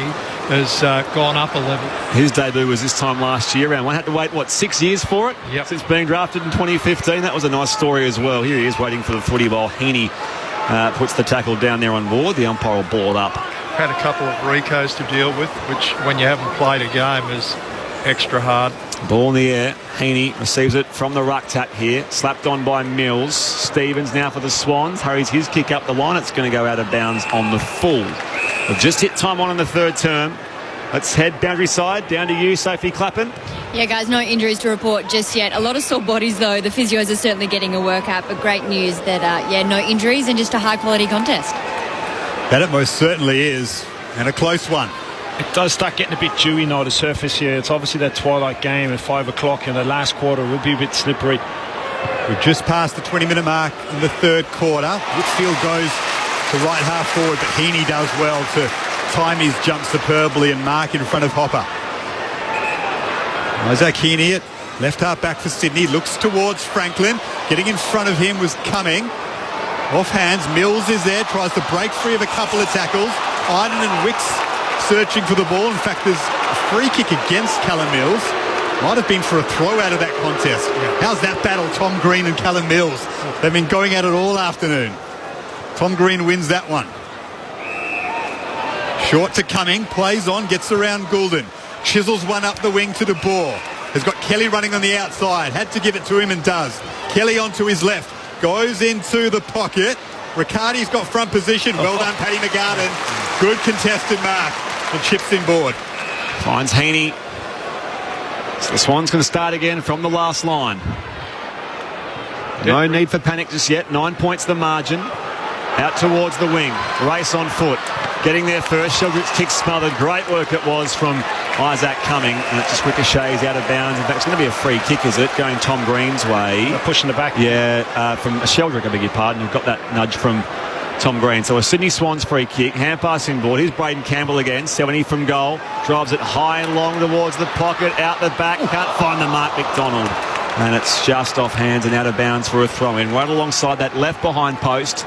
Deep inside forward 50 for the Sydney Swans. They trail by 9 points. 23 gone in the third term here on Grandstand AFL. Buddy Franklin in the goal square. Sam Taylor's on him now. Phil Davis has done an excellent job so far. Buddy with just one goal. Flynn and Hickey falls to Tom Green.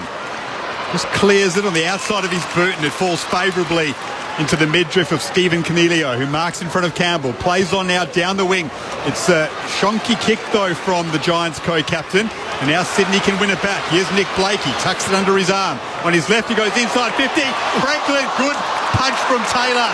He was caught behind. Franklin had front position, and he just got a fist in at the perfect moment. Great defensive work from Taylor. What a talent he is. Stood up last year with Phil Davis being out of the side for the majority of the year, and he was really that stay-at-home, centre-half forward, full forward, picking up the best forwards in the game, and had a fantastic breakout year. 23 gone, third term. Giants still by 9 points. High kick up inside forward 50. Franklin comes in late, can't reach for it. Parker walks his way out of a tackle. Snap to the left. Luke Parker, a classy finish from a classy player. 3 goals for the Sydney co-captain, and they close the gap to 3 points. It's the Giants 12-9-81, the Sydney Swans 12-6-78. 24 gone third quarter here on ABC Sport. This is Grandstand AFL. This game, it's just been right from the top shelf, and I'm just looking at the goals that have been scored. Luke Parker's two, that brilliant soccer off the ground, then a snap in a truckload of traffic. Cornelio's goal, Florence couple. Florence goal, Brander off the ground. This is exceptional. It's a high-quality game of football, but the intensity as well for a game of round one, it's often there early in quarters, but it's just kept going, and this intensity, it's got to hit them at some stage. You're almost waiting for it to slow up, but it's not happening. So you think it come in the third quarter, but it's got it all, really, It's a nice close contest for us. Phil Davis back on the ground and back to Buddy. Taylor did a good job for a few minutes there. And now Florence sharked it in the middle of the ground. Has a bounce from just outside 50, Ollie Florence. It won't quite get the distance. Connor Iden diving back. Palms it over for a rush behind. And it's 1 point in the margin now. 12-7-79 Sydney. The Giants 12-9-81. Sorry, it's 2 points still. 25 minutes gone in the third quarter. What a game of footy. 3 of the past 5 derbies have been a total of 5 points decided. I mean, we're headed for an absolute classic as well. It's been frenetic, exhilarating. And these 3 quarters so far. From the kick out the back, Hickey wastes the hand pass, at the drop there. Laying up the tackle now is Brander on the follow-up. Wrapped up with the footy is Blakey. The umpire says, let's ball it up on the commentary wing. Anybody noticed how much Paddy McCartan looks like Heath Grundy? I said that to Brett before the start of play. Everyone's been commenting on that. Same number? Same shorts. 39? Sure. Yeah. Same stubble? Same stubble. I think he turns a bit quicker than the truck. Dylan Stevens dumps it long inside forward 50. Davis gets some separation on Franklin and takes the contested mark. Controls it to his chest. The Giants will try and propel the ball from right half back. Cummings spots Tom Green up the line. He marks in front of us broadcast side. Now goes back inboard for Cornelio. Giants lead by 2 points late in this third term here at Stadium Australia. Phil Davis is loving playing party pooper. What a job he's doing on Buddy so far. He's kept him to just 1 goal. You get the feeling he's revelling in it, boys, isn't he? He's done it before. First game for us as a Swan. Kept him to 1 goal. That was with a ruptured kidney as well. The Giants chipping it around defensive 50. Harry Himmelberg, who has 3 goals, goes to Davis.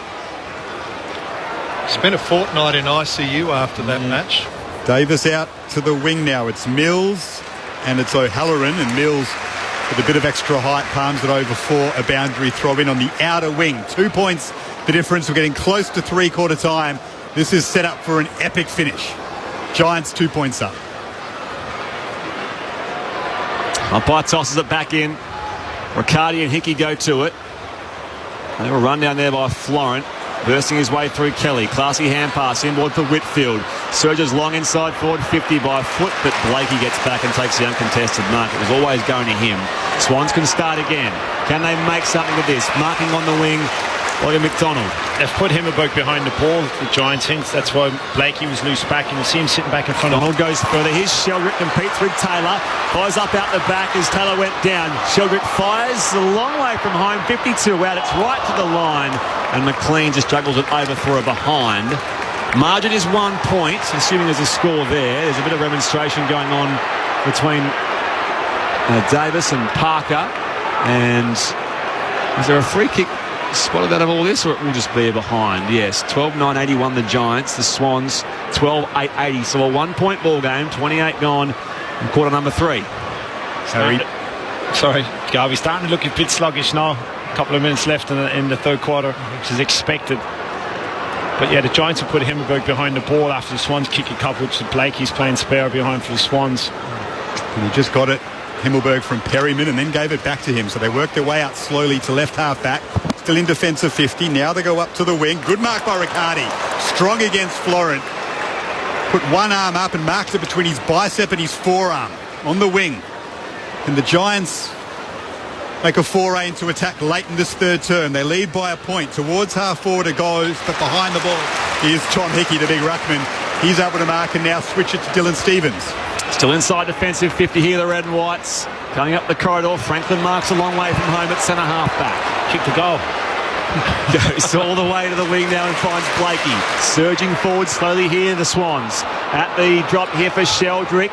Has some space to move now. Hand pass inboard, Florent. Next move back to Franklin. Still 70 from goal. On that left boot, goes inside forward 50. The mark is taken by Parker. Second bite, pulls it in. He's 40 out, an angle slightly better than 45 degrees. Great vision there from Franklin, and it just shows what a great all-round kick he is. That went 40 metres and didn't get more than 2 metres off the ground. Well, Buddy mightn't kick 5 goals tonight. Yeah. Luke Parker might. He's going for goal number 4 here. And this to put the Swans in front for a 9th lead change in this game, in the first of this third term. Parker's set shot on its way, fading to the right, minus score. Scores a level. 12-9-81 apiece. 3-quarter time is coming. It's great play by a key forward too, lots of experience. Obviously you understand his defender, and Phil Davis got the better of him in this quarter. You know what, I'm going to take him up the ground here and see if I can get my hands in the ball and try play some selfless footy for my team and create some opportunities by getting up the ground. Great lessons for some young players that are watching the game or listening to us. Isaac Cumming plays on from the behind, heads it up to the wing. With a bounce in front of Brander. Doing well was Cunningham there to try and get something on it. Strong tackle by Goulden.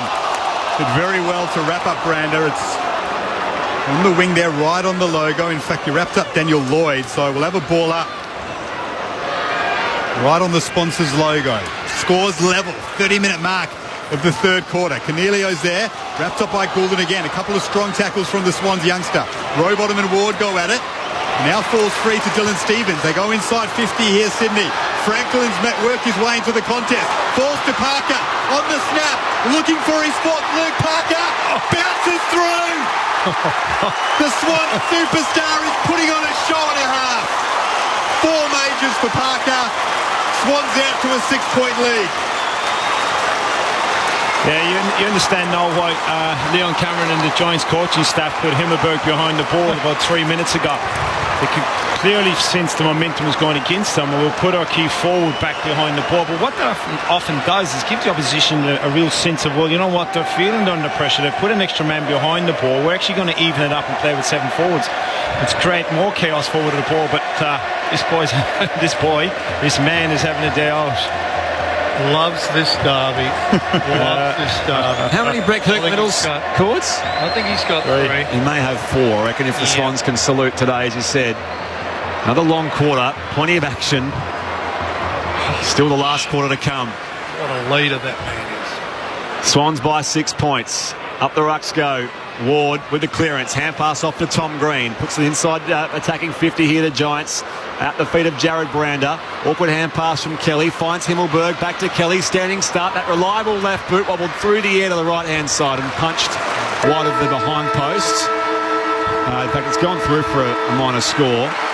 And that will mean that it is a 5-point buffer to the Swans. So 13-9-87 the Sydney Swans. In fact, I don't think there will be a score that happen after the three-quarter time sirens. The Giants 12-9-81. It is 6 points. 1 kick the difference. The Swans find themselves ahead here in Sydney. Derby 23. Huge finish coming up. We'll be listening on ABC Radio, ABC News Radio and ABC Sport Digital. This is Grandstand AFL. ABC Sport now has its very own newsletter, and we'd be pumped to have you on board. The ABC of Sport will provide a wrap of all the best stuff that's happening in sport every week. Simply go to abc.net.au/connect and get ready for a sport hit in your inbox every Friday. Get on board with the ABC of Sport newsletter for content that makes you think or allows you not to. The 2022 AFL Premiership season. Grandstand AFL. On ABC Radio and ABC Sport Digital. A chance for the Swans to get forward. It might fall the way of Parker. Tried to soccer it out of the air. Wicks is there. Cummings able to gather now. Parker smothers it. He soccers it through. He kept going, Luke Parker. Endeavour produces a goal. His second of the afternoon. Picked up by Kelly. She has it to Lloyd. Kicks around the corner here. A little too hot for Cornelio. Tracks at 45. Outrun down by Rampy. No. Kept his feet. Kept the footy as well. Cornelio straight up on goal from 40. Can he finish? You betcha. Ward plays on quickly, goes long, straight down the middle, inside attacking 50 at the back. Brander couldn't mark. The second attempt, he sockers it off the ground, and now he's got his first goal as a Giant. Parker off a couple of steps, he can spot Stevens, switching back to the left-hand side. Stevens draws the play, here goes to find Braden Campbell, 55 out. This would be absolutely extraordinary. Braden Campbell. High kick up inside forward 50. Franklin comes in late, can't reach for it. Parker walks his way out of a tackle. Snaps on the left. Luke Parker, a classy finish from a classy player. Franklin's worked his way into the contest. Falls to Parker on the snap. Looking for his spot. Luke Parker bounces through. The Swan superstar is putting on a show and a half. This is the 2022 AFL Premiership season. On ABC Radio and ABC Sport Digital. Three quarters down here in Sydney, Derby 23. The Swans lead by a kick. 13-9-87 to the GWS Giants, 12-9-81. Earlier, Geelong beat Essendon by 66 points at the MCG. And up next, we're off to the Gabba, where the Brisbane Lions will take on Port Adelaide. Quentin Hull heads up our call there, and he can join us now for a quick preview. Q.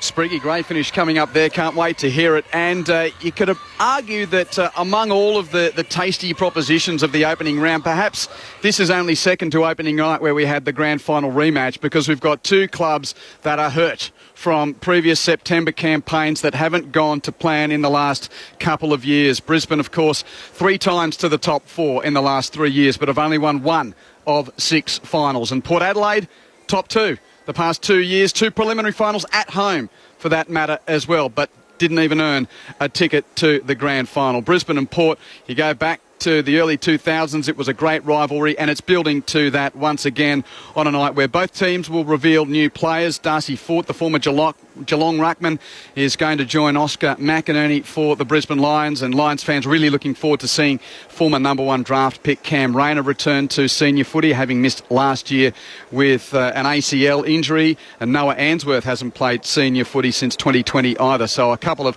returning familiar faces for the Lions, and a new big man with, of course, Eric Hipwood still out of the team for quite some time, injuring his knee late last year, and Kitty Coleman getting a soft tissue injury in the pre-season. As far as Port Adelaide's concerned, well, 2 of their best 3 goal kickers from last season aren't fronting up tonight. Charlie Dixon and Orazio Fantasia unable to play tonight, but Jeremy Finlayson, someone that you guys know well from his Giants days, is going to be making his debut for Port Adelaide tonight. And a father-son for the Power with Jackson Mead, his 3rd year on the list. His dad, Darren, was a 100-game player and best and fairest winner at Alberton. It'll be good to see him finally get an AFL debut tonight. It's been a really hot day in South East Queensland. You could eat your dinner off the Gabba surface though, boys. It looks absolutely fantastic. Can't wait to listen to the last term there and bring the Lions and the Power to you after that. Good on you, Q. So, by the way, the goal kickers here, Parker has 4, Florent McLean each with 2 singles for Campbell. Franklin has just the 1. He's still 4 shy of the 1,000. Goulden, Haywood, Heaney each with 1. And for the Giants, Himmelberg has 3. 2 each for Tom Green, Bobby Hill, Daniel Lloyd, 1 for Brander, Canelio, Taranto. Ty Keneally, Neil Cordy, help us make sense of this. Where are we headed on Grandstand AFL? Well, I've come to see the Buddy Show. I've driven down from Queensland, and it's been worth the trip, but it wasn't the Buddy Show. We've seen the Luke Parker Show so far, and his 4 goals. There was another Giant who was really dominating early in Tom Green. Still pretty solid, but now Luke has gone forward in that quarter. And as you said, it forced the Giants then to put Harry Himmelberg back, because they could sense the Swans were in the ascendancy. And right now, I feel like it's the Swans game. Yeah, late in the quarter, and the Giants, I was saying, I was waiting for a team to drop intensity, and it was the Giants just looked a bit more fatigued than the Swans late in that quarter, which is not a great sign going into the last quarter of a game when it's round 1 in the season. No, it could have been the fact it's a momentum shift also, that you just get a bit more confidence, momentum going forward, but also there's a bloke out there in Luke Parker who's taken the best of some limited opportunities that he's had forward. He's looked very dangerous forward, but from the Swans, they've nearly 50% of their goals have come from the midfield, and it does help that Luke has kicked 4. By the way, they've confirmed that behind for the Giants, so it is 5 points, the margin at the final change. It could be valuable. A few numbers, Garby, if you please, to 3/4 time. Tom Green leading possession getter with 25. Josh Kelly has 21 for the Swans. Mills with 17. Parker 16, but 4 goals. Swans lead the Giants by 5 points. Final quarter underway. Hurried kick here from Taranto. And the Giants clear now. Canelio tries the same. It's an absolute flower bag. Bounces here for De Boer. Coming here, tackled as well by Errol Goulden. The umpire will ball up on the point of the square. Coming towards that commentary side wing, western side of Stadium Australia. Flynn pats it down here for Tom Green. Another disposal for him. Up inside 50. Want the early sit did Bobby Hill, but keeping his feet down there, Tom McCartan takes the intercept mark. 25 out from defensive goal. Just floated in front of the pack nicely there, McCartan. Goes short to Errol Goulden. 5 points the difference. Swans edging ahead courtesy of Luke Parker's heroics in that 3rd quarter. Goulden up towards Heaney. Flynn's there, snaps it forward for the Giants. Rowbottom tries to soccer it free. Wicks over it. So's Lockie Ash. Been very quiet, Lockie Ash. Tries to burrow the ball free, but we'll have a ball up on the wing here. Parker deep forward right now, as you would. And it's still Davis on Franklin. He's done an excellent job, Phil Davis, the veteran Giant. Buddy, just on 1. 4 more to go. It looks like all eyes are heading to the SCG next week on that front. But there's an epic game of football to play out here, first and foremost. Goulden goes towards Franklin now. And that's a free kick going Buddy's way. And a Bronx cheer from the crowd as Davis was at his back. He's on the wing. As Franklin tries to get around Davis, goes the hand past the Florent instead. 65 from goal. Pops it inside the paint now and sliding it to take the intercept, Mark Keefe. Mark wasn't paid. Parker holding top of him, and the umpire says, let's ball up. 25 out from the Sydney Swans goal, southern end. I don't see why, unless he sort of, didn't quite control as it hit the deck. I've seen worse paid, to be honest. Heaney had a fresh air shot with the soccer attempt. Franklin waiting for it. Tries to pat it out the back now, on hands and knees, going through Taranto for the Giants, off to De Boer, and now Ward sells a bit of candy around Sheldrick, kicks high up the line now towards the wing, and Paddy McCartan floats in to take the mark. On the wing, western side, still a 5-point lead, the Swans. Look very steady, hasn't he? Came into the game, and as the game's got on, looked a bit shaky early, he's taken some nice marks, and he's stretching his calves now. Cramp. Rowbottom sends it deep inside 50 for the Swans. It falls to Sheldrick, the youngster on debut. His kick smothered. A chance for McInerney. Back to Parker. Don't tell me he's kicked 5. Don't tell me he's kicked 5. Luke Parker has 5. Another snap. What a wonderful performance from the Swans superstar. You don't need to be a genius to figure out who's going to get the votes here. I know we're not part of it, but what a Herculean effort it's been. He's kicked the last 3 goals of the game, kicked 3 in the last quarter. It was shades of Nick Davis in the semi-final against Geelong. He's literally put his team on his shoulders and said, come on boys, come with me, we can win this. You're just looking who's the matchup for him now, and that's where they've clearly been struggling. You've got to get a defender, obviously, and they've got Lockie Keefe on him now. Lockie's been played a lot of the game on Logan Austin, but hasn't got the mobility to go with him. No, that's right, and it's a crazy matchup, and it's good coaching is telling Buddy Franklin, I know you've kicked nearly 1,000 goals, but get out of my 50, please. I'm Luke Parker. Luke Parker has a handful. It's the Swans by 11. He's kicked the 3 most recent goals in this game. High ball towards half forward for the Giants. Tom Green, hand pass outside. Kelly, good vision now. By hand to Riccardi. 65 just curls the kick around inside forward 50. Bobby Hill was outnumbered through the air. As Cunningham leaves it behind for Dane Rampy. And a pinpoint accuracy to find the pass to Hickey, who marks it left half back. Yeah, they're looking sharper on everything they're doing right now, the Swans, so it's a bit of a worry for the Giants right here. 4.5 gone, final term, Swans by 11. Franklin in the middle of Stadium Australia created a contest, but the Giants win it back. Taranto deep inside attack. Bobby Hill's in a 2-on-1 situation. Rampy and Cunningham do well. Bobby Hill just centres it. He's got a man in the middle in Brandock, and he's sought for another one. It's well smothered in front of the Swans goals, and now they can rebound. It was like a game of soccer broke out for a moment. Kennedy towards McLean, off hands. Looking for it there is Hayward. Kept his feet beautifully. Left half back for Sydney. Into Gordon. Swans are up by 11 points and they're bounding away. Gordon has a second bounce. Thinks out the third. Opts to kick though up inside forward 50. Heaney out the back coming through. Intercept work done here. Keeper was beaten. Heaney follows up. Gets the hand pass from Parker and goes in to throw one through of his own. Isaac Heaney, who scored the first goal in the game, continues the ascendancy here for the Sydney Swans. It's a game-high 17-point lead. 15-9-99. The Giants at 12-10-82. 5 gone. Final quarter here on ABC Sport. Grandstand AFL. At the other end of the ground, all the Swans defenders got to Tommy McCartan. Literally saved the goal, as he called Garvey, like a keeper. Spread eagled across the square, and they went end-to-end. Errol Goulden running through the middle with his penetrating left foot kick and just set it up there beautifully. Parker could have had his sixth. I'm not too sure I would have been given a handball if after kicking 5, Parker, but that's the type of player that he is. He's quite selfless. And you could sense it about 4 or 5 minutes to go in the third quarter. The Giants were looking tired, and it was almost like the Swans didn't want three-quarter time to come, but now they're all over the Giants. It's a worrying and very dangerous time from a Giants perspective here. Margin out to 17 points. Parker had a chance for his sixth, but he handballed it to Heaney. Can GWS get one back? Kelly finds Taranto, sends it long into attack. In front position is Brander. Well done, Tom McCartan. Hasn't he stood up lately? The big smother a moment ago to stop a goal. Big mark there, goes out to Hickey. Sam Taylor on Parker now. Just need to get their hands in the ball, the Giants, in a bit of composure, take a couple of kick marks and try and get the game back in their terms. Franklin spills a chest mark over the boundary line on the outer wing. By the way, on the text, 0437 774 774. Jack from Sandringham. Love your call, lads. I'm an old full forward, just average, and now an old listener. I just love you talking about all those 1,000 goal kickers. John Coleman, 547 goals in 98 games, retired at 25. I had the privilege to see him live, says Jack. Yeah, he would have got there, John Coleman, if he'd still had that bad injury, of course, at his mid-20s. 17 points, by the way, here, the Sydney Swans. Another stoppage on the outer side. The Swans lead the Giants in Sydney Derby 23.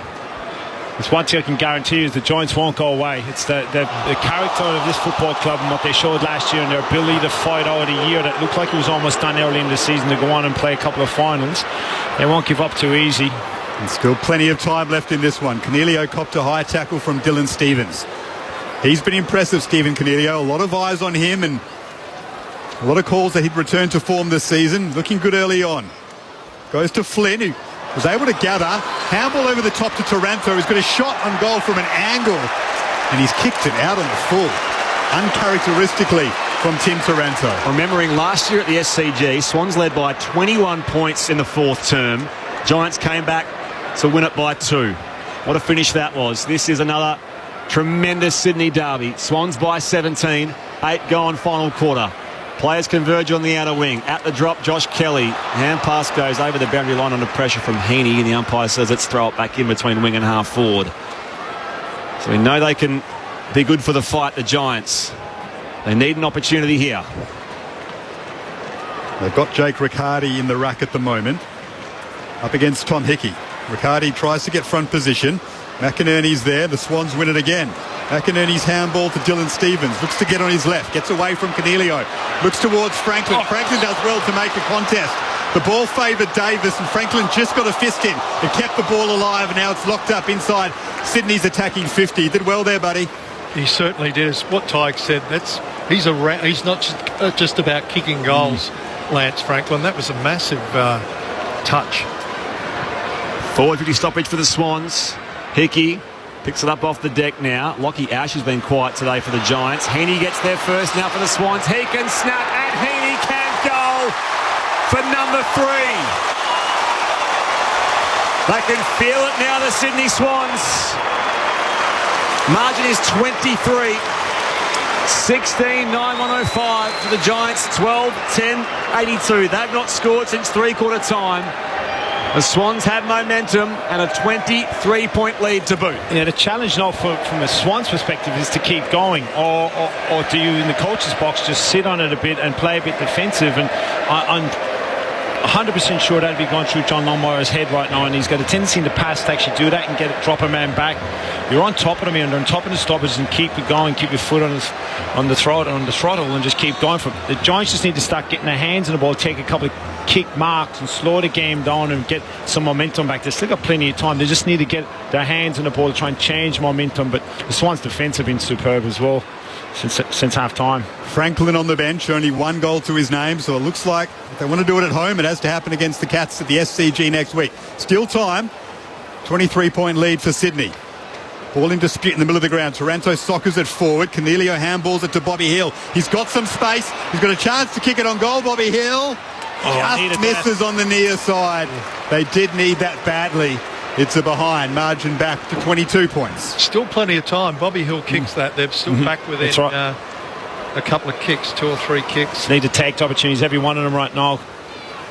Paddy, Heath, Grundy, McCartan kicks out long beyond the defensive 50. Another beloved member of our grandstand team in recent years.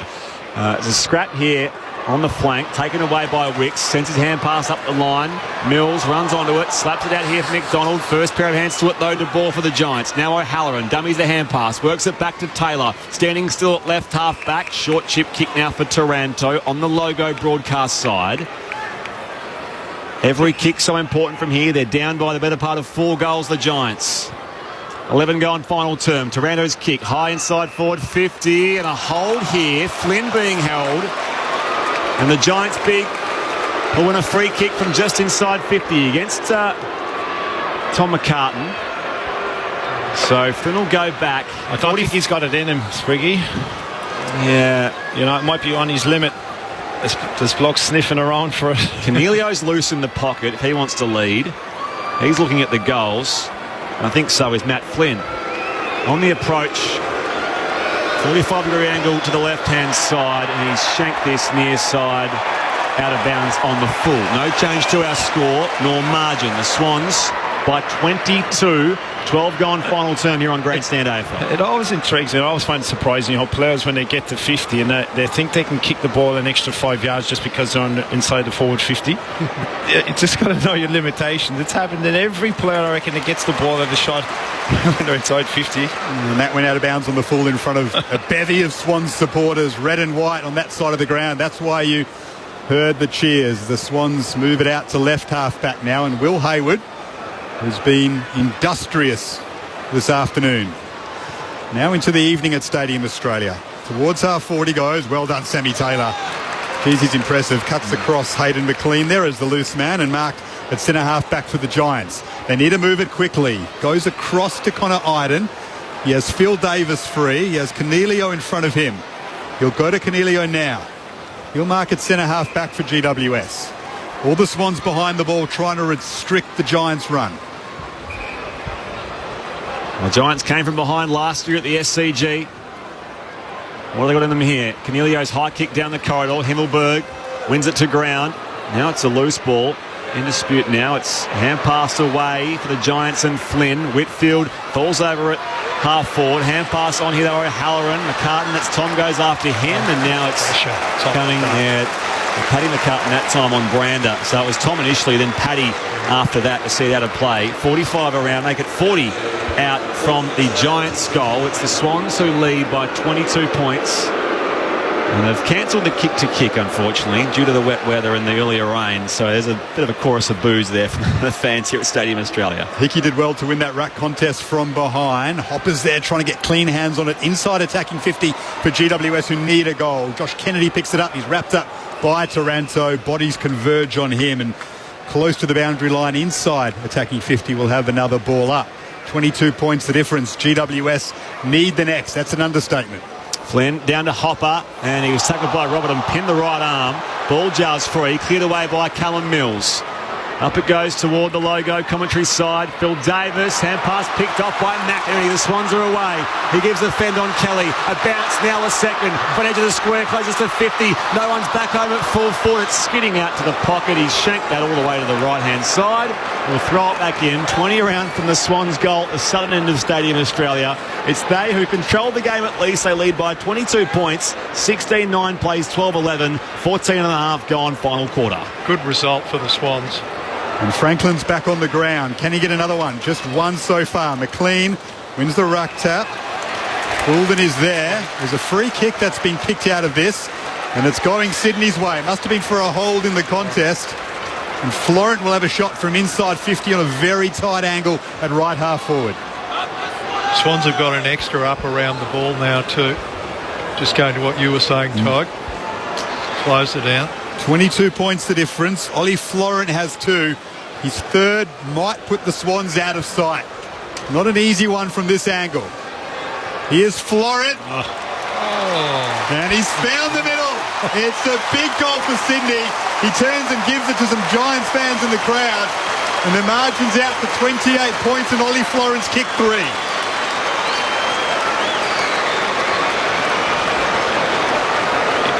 Pure class. It's absolute class. His finish, he's big year. The signs are great for this young man. Talked about it numerous times in the call. His decision making. Clearly, you saw from his skill execution there. This is the best game I've seen Ollie Florent play. He's been just getting better and better and better, and now just looking there at his stats, he's had 18 disposals to go with his 3 goals, and it's the quality of his disposals, as you pointed out, Tig, that are really setting him apart. One of 4 players to play every game last year, Ollie Florent, along with Parker, Papley and Jordan Dawson, who's gone elsewhere.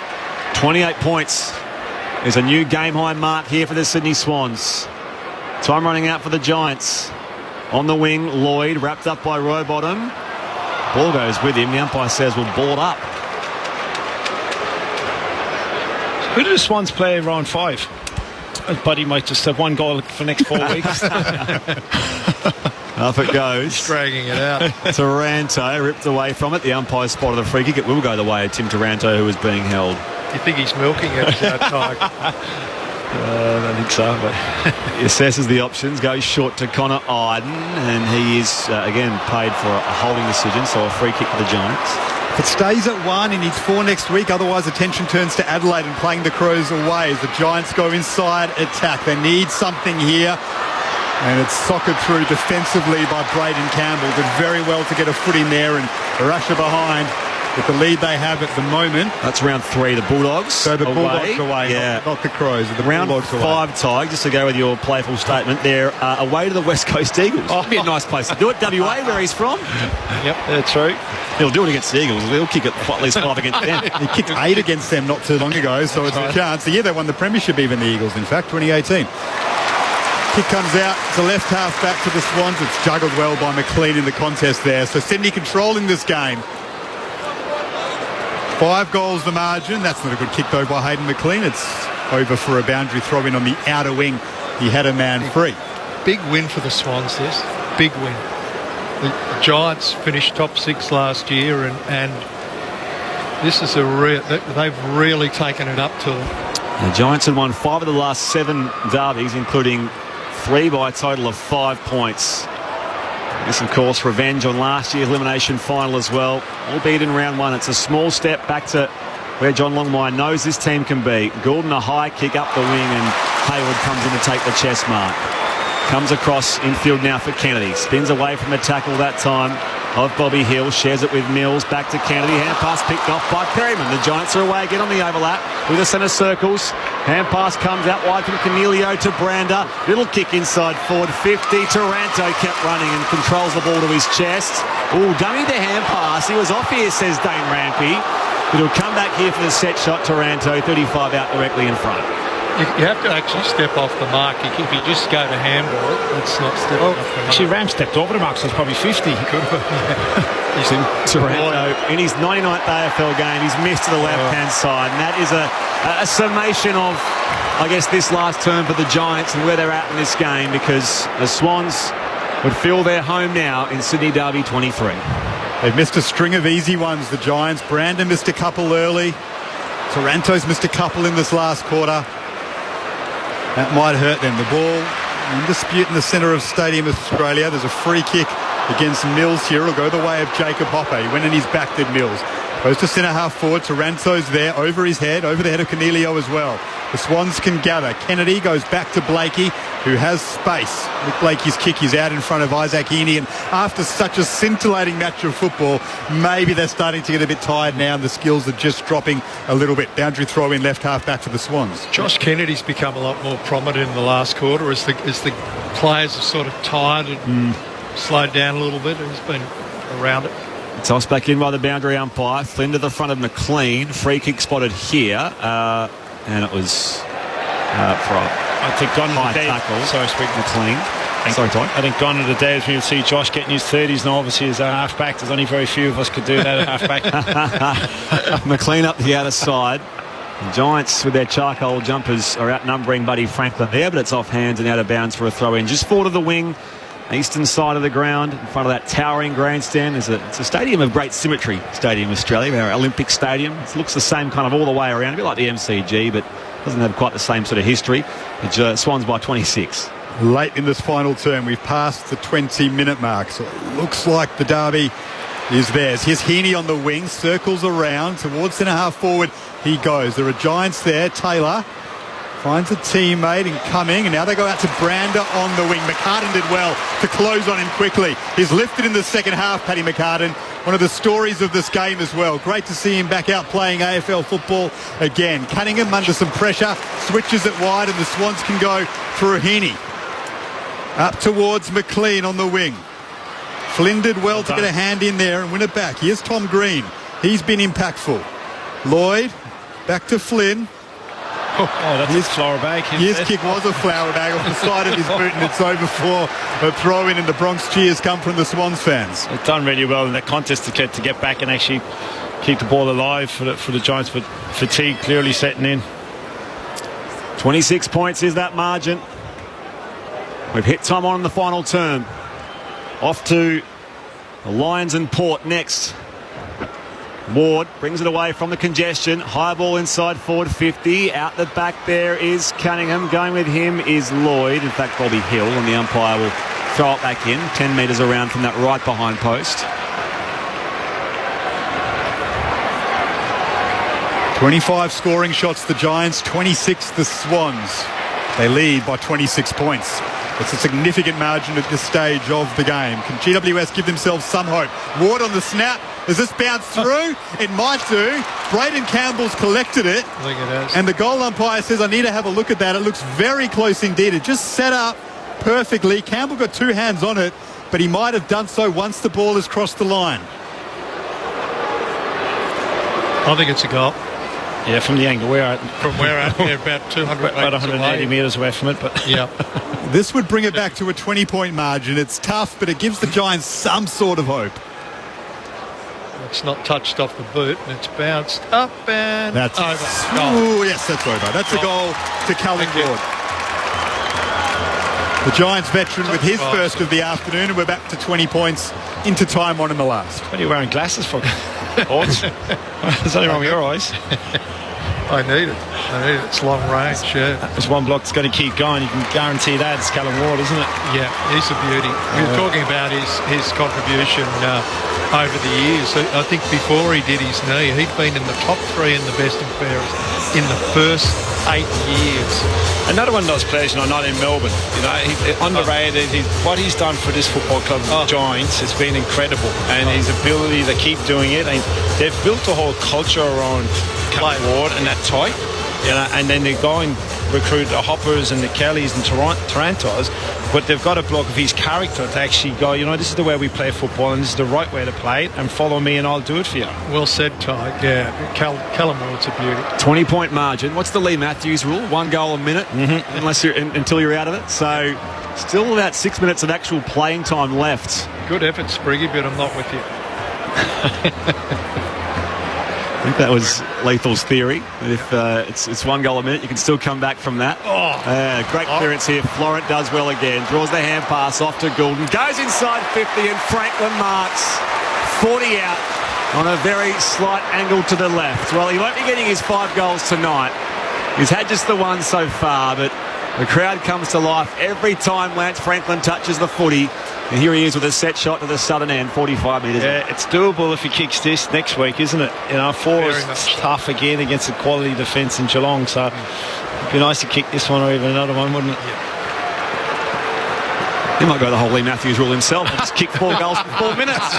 Here he is, Lance Franklin connects from just inside 50. It's on its way, it's across the face, and it's knocked through for a minor score. Sydney have now 7-10, 112.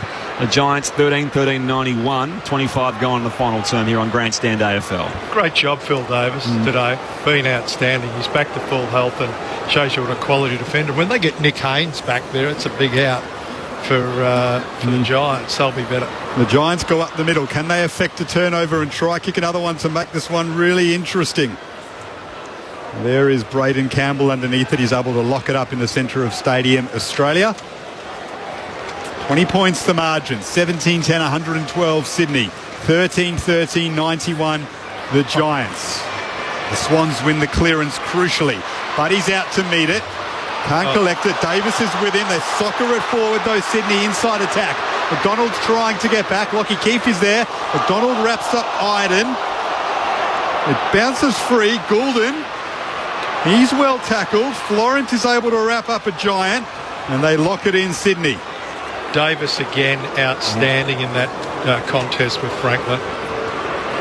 But he's getting up a bit sore. Forward 50 stoppage here for the Swans. Hickey arrives late. Socked forward. Trying to work it out here. Sheldrick on debut. Straight into a Josh Kelly tackle. The umpire will ball up. 15 out from Sydney's goal. Been handy on debut, Sheldrick. Yeah. Stung a little bit all throughout the game.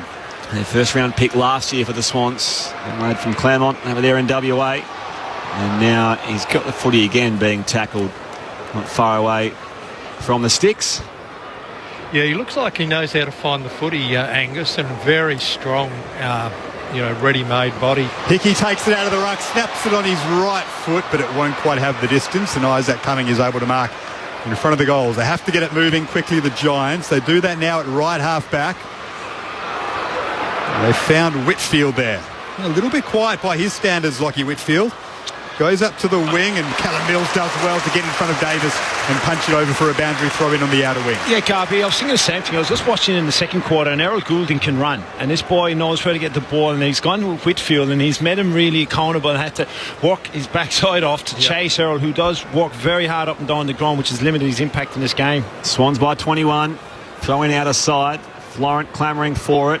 Can't get there. Flynn knocks out here for the Giants. Socked forward by Tom Green. Back to Phil Davis. Hand pass through the corridor now. De Boer lost the football. Iden puts a big tackle down there on the ball carrier in McDonald. And it's going to be a free kick here who's taken high, Logan McDonald. So free kick to the Swans. He can spread it wide now for Cunningham. He missed just the 2 games last year, Harry Cunningham. Nick Blakey marks in front of the Swans bench. In control of things here, the Sydney Swans. 21-point leaders, high inside 50, 2 on 3, reaching from the back. Cumming takes the defensive grab for the Giants. Important player in defence now for GWS. Played every game last season, Isaac Cumming. Certainly had a big breakout year, and looks like he's building from that. Now with Lockie Ashett, centre half back for GWS. Time ticking down. About 3 minutes to go, and they need 4 goals. So they need one quickly here, to say the least. Lockie Keefe at left half back for GWS. You certainly would be disappointed if you're a Giants supporter. No. Obviously, they'll lose the game, but the way they've gone about it. Here's Josh Kelly. Rowbottom hounding him, but Kelly gets free. Goes inside attack, looking for Taranto. Well done by Tom McCartan to get a hand in. And then his brother swoops Paddy. He kicked it out of bounds on the full, though. That was a lovely moment for them, and Paddy's just ruined it slightly. Yeah, I would love to be beside him now, because if that was me and my brother, I'd have a little dig at him. As he's just got, I've done all the work for you. Put it on the plate, and you've kicked it out of bounds. Full. Are you for real? I think he's kicked it to his parents in the second row. Up it goes, inside forward 50. Whitfield chasing after it, and he'll see it over the line, as will Errol Goulden. So a bit of a subdued finish to this game after an exhilarating opening 3.5 quarters. The Swans in control of things here in these final minutes. I think they've had the better of it in the coach's box as well, Tyke. Just a couple of those matchups that have worked. John Longmire's 12th season in charge. They missed the finals just twice. That was a few years ago. Blakey tries to clear a high ball up and under. Right in the chest of O'Halloran. Xavier O'Halloran, in amongst all that, has taken the mark. He'll go back and take his shot quickly. Still thinking there might be enough time left. We're about to hit the half-hour mark here at Stadium Australia in the final quarter. Xavier O'Halloran, 17 games for him last year. 45-degree angle to the left-hand side. It's got the distance, but missing to the left-hand side. Giants 13-14-92. Sydney 17-10-112. The margin is 20. As I said, we are about to hit the half-hour mark here in the final term. Kicking hasn't been good for the Giants. Both teams have had 27 scoring shots. So they've had the fair share of chances. Blakey goes short to Callum Mills. He plays on quickly and goes up to the wing. There's Phil Davis with another punch, this time from McDonald. Ward gathers for the Giants. Kennedy wrapped him up, though. Can the Swans hit them on the counter-attack again? They had numbers forward or back behind the ball on this occasion, so they can't. Franklin chases back and tries to prevent Iden from passing it to Davis, but he can't. Phil Davis at centre half back. Goes inboard quickly. There are numbers there. And he's found one in Jacob Hopper. Bounces. And now goes deep into attack. Himmelberg's the target. Off his hands. Himmelberg kicked his feet though. Can he kick a fourth? Well, good tackle. Big tackle. Big tackle by a Swan in defence as Himmelberg was about to pull the trigger. And that has stopped a certain goal and just about guaranteed a Swans win. Meanwhile, Justin Maccarin's hobbling off the ground, Garby. Did not look good. That was his knee. Ball up inside the square. Himmelberg tried to play for the free kick. Cunningham's wrapped up Cornelio. I couldn't quite see who made the last pitch attempt. I think it might have been Tom McCartan. Yeah. Jeez, he's done wonders in this final term. Himmelberg out the back here, down to Cunningham in defence for the Swans. Mills the kick, up the outer side. On the bounce, it sits there for McDonald. He's run down from behind. The ball jars free towards the boundary line. Giants win it back now. Cumming floats a hand pass forward for Whitfield. Evades Wicks. He's kicked, just tumbles inside 50 now. Blakey gathers in defence. We're going to come all the way back. And it's going to be a boundary throw-in in these dying seconds. So the Swans lead by 20 points. 32nd minute now of this final term. The crowd have filled the lower bowl here at Stadium Australia for Sydney Derby 23. Heaney out to Blakey. Shares a hand pass to Hickey. Heaney shrugs the tackle again. Rowbottom over the top as well. Just keeps it moving and will throw it back in again on the outer side. Not long to go. The Swans know this game is done. So we started in the late afternoon twilight. Dark night sky here at Stadium Australia. Back in it comes. Hickey tries to take it out of the ruck. Kelly tackled by Rowbottom again. Hand pass to Ash. He can't get it out. It does squirt loose out towards Iden in front of the boundary line, and he will keep it alive only just, and now we'll throw it back in. So it's been a brilliant match, but in the end the Swans have owned the second half. Really strong performance from the Swans. Back in it comes. Swans, after the heartbreak of last year's elimination final, the Sydney Swans outlast the Giants in another enthralling Sydney derby. The Harbour City is red and white as the Swans win Derby 23 by 20 points. Great embrace and just watching Paddy McCartan down here. Pause for effect. Cheer, cheer the red and the white. Honour the name by day and by night. Lift that noble banner high. Shake down the thunder from the sky. Whether the odds be great or small, Swans will go in and win overall. While our loyal Swans are marching onwards to victory. Slight delay there in the song. Luke Parker kicked 5 goals to match his 21 disposals. Florent and Heaney each had 3 for the Swans. McLean 2. Singles for Campbell. Franklin, he's still 4 shy of 1,000. Goulden and Haywood. Meanwhile, for the GWS Giants, Himmelberg kicked 3. Green, Hill and Lloyd each with 2. Singles for Jared Brander, Steve Cornelio, Tim Taranto and Callan Ward. The Sydney Swans hang on and win by 20 points. Cheer, cheer the red and the white. Honour the name by day and by night. Lift that noble banner high. Shake down the thunder from the sky. Whether the odds be great or small, Swans will go in and win overall. While our loyal Swans are marching onwards to victory. Now, ABC News Radio audience heading back to their usual network programming shortly. Everyone else will head off to the Brisbane Lions in Port Adelaide with Quentin Hull and the team at the Gabba. If we don't squeeze in the Brett Kirk medal presentation, I think you can assume that it will be Luke Parker for a 4th time. The Giants led by 15 points at quarter time, by 9 at the half. Swans turned the tide from there after 9 first half lead changes, or 8 in fact. The Swans by 5 at 3/4 time and full-time winners by 20 points. Neil Cordy and Ty Canelli, your summation.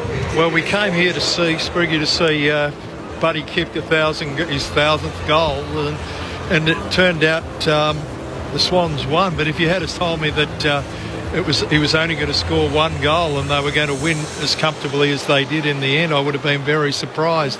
It was Luke Parker who was the one who stole the show with 5 goals and 4 of those coming in a period in the third quarter and early last quarter where it was really tight. Maybe go straight to your 3-2-1 as we haven't got much time left, Tyke.